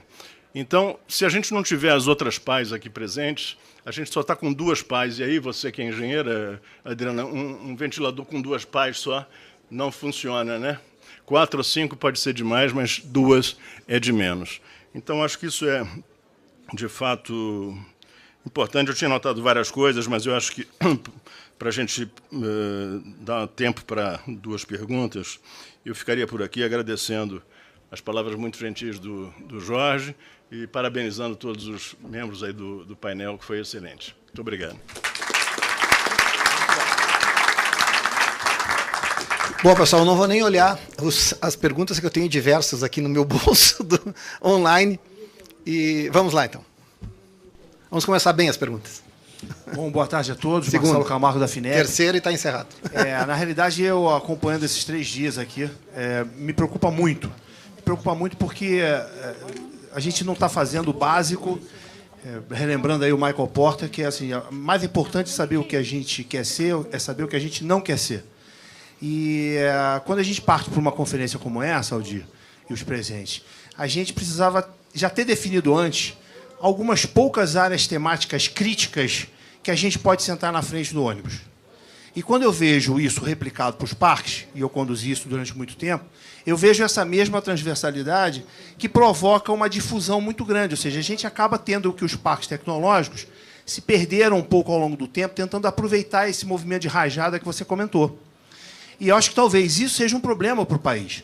Porque se você olha lá para fora, os parques tecnológicos mais avançados acabam se tornando grandes centros avançados de tecnologias estratégicas. E eu acho que é isso que a gente precisa fazer, esse movimento aqui. Mas, para fazer esse movimento, a gente precisa ter a gente precisa deixar o cabotinismo de lado. Assim, a gente não vai conseguir ser bom em tudo. Talvez a gente tenha que ter a decisão estratégica de vamos escolher 3 áreas estratégicas. Bioeconomia, materiais avançados, energias renováveis.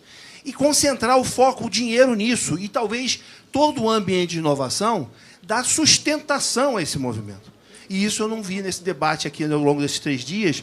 E percebo que os parques tecnológicos também carecem um pouco dessa reflexão e buscar um movimento de associação em torno de áreas temáticas que o país possa fazer a diferença e sentar na frente do ônibus. Tá? Eu queria colocar isso para que a gente possa comentar o que vocês pensam sobre isso. Obrigado, Marcelo. Paulo?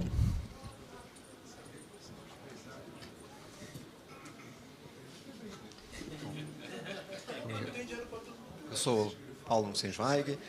Queria fazer alguns comentários também sobre o que foi dito. Hoje de manhã nós tivemos Mais próximo, Paulo. Hoje de manhã isso. nós tivemos Obrigado. um painel sobre o papel do Estado. E foi falado aqui que a gente tem poucos doutores empregados nas empresas, que o sonho de estudantes é fazer concurso público como o fim. A gente tem desafios para aumentar a competitividade, porque é isso que vai levar as empresas a estarem presentes nessa sala, a dizerem, eu tenho que estar nessa sala, porque senão eu não sobrevivo.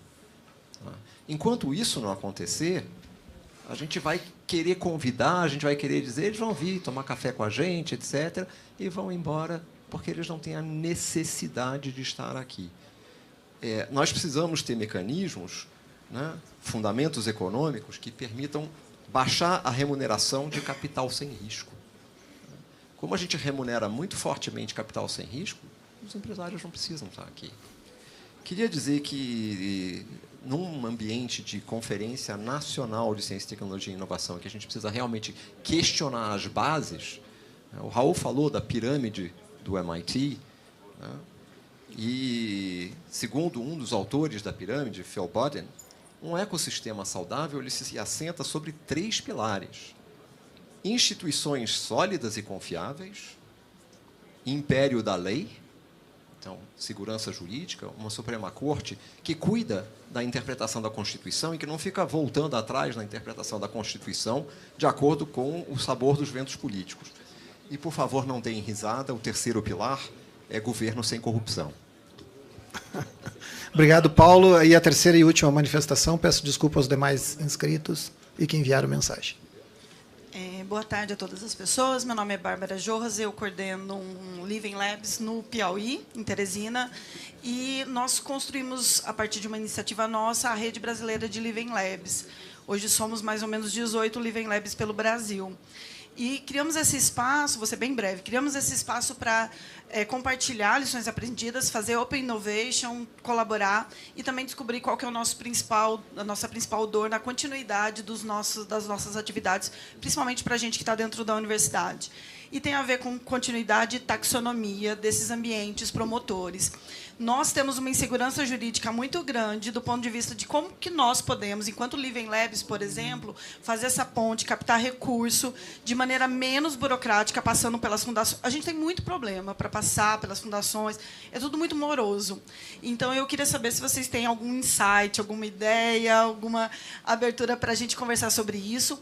No nosso evento, ano passado, no Recife, dessa rede, nós criamos um documento, uma carta de intenções para a conferência e colocamos agora nesse espaço colaborativo. Então, gostaria, inclusive, que os organizadores da conferência pudessem olhar com carinho aí para a nossa carta e nossas proposições. É isso.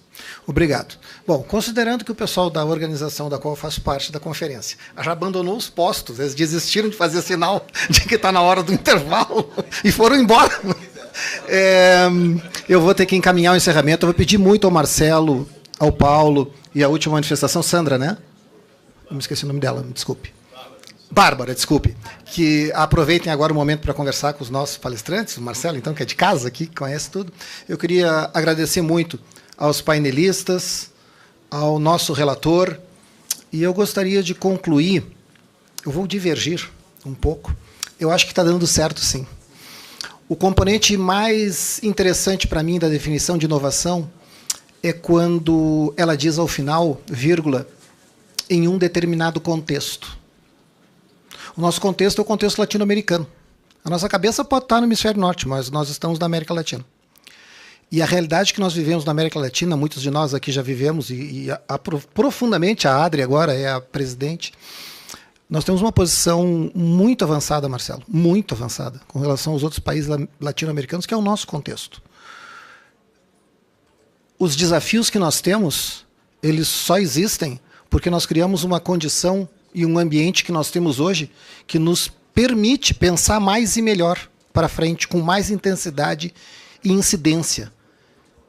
No mundo em transformação como que a gente vive, aceleradíssima, está dando certo do meu ponto de vista, porque se nós estamos aqui lutando e tentando fazer o melhor e construir um país melhor e nos inserirmos enquanto comunidade de inovação e ecossistemas, é porque nós estamos vivos e tentando construir algo melhor, né? Então, eu sou muito otimista nesse aspecto. A gente tem que trabalhar o que não está dando certo e olhar o que está dando certo. Tem muita coisa dando certo. e muito legal, e eu acho que a nossa área tem um compromisso enorme na transformação do nosso país, na melhoria de qualidade de vida, na melhoria de tudo que nós temos no nosso país, porque se nós perdermos essa esperança, eu não sei de onde é que ela vai vir. Bom, muito obrigado pela presença de todas e de todos.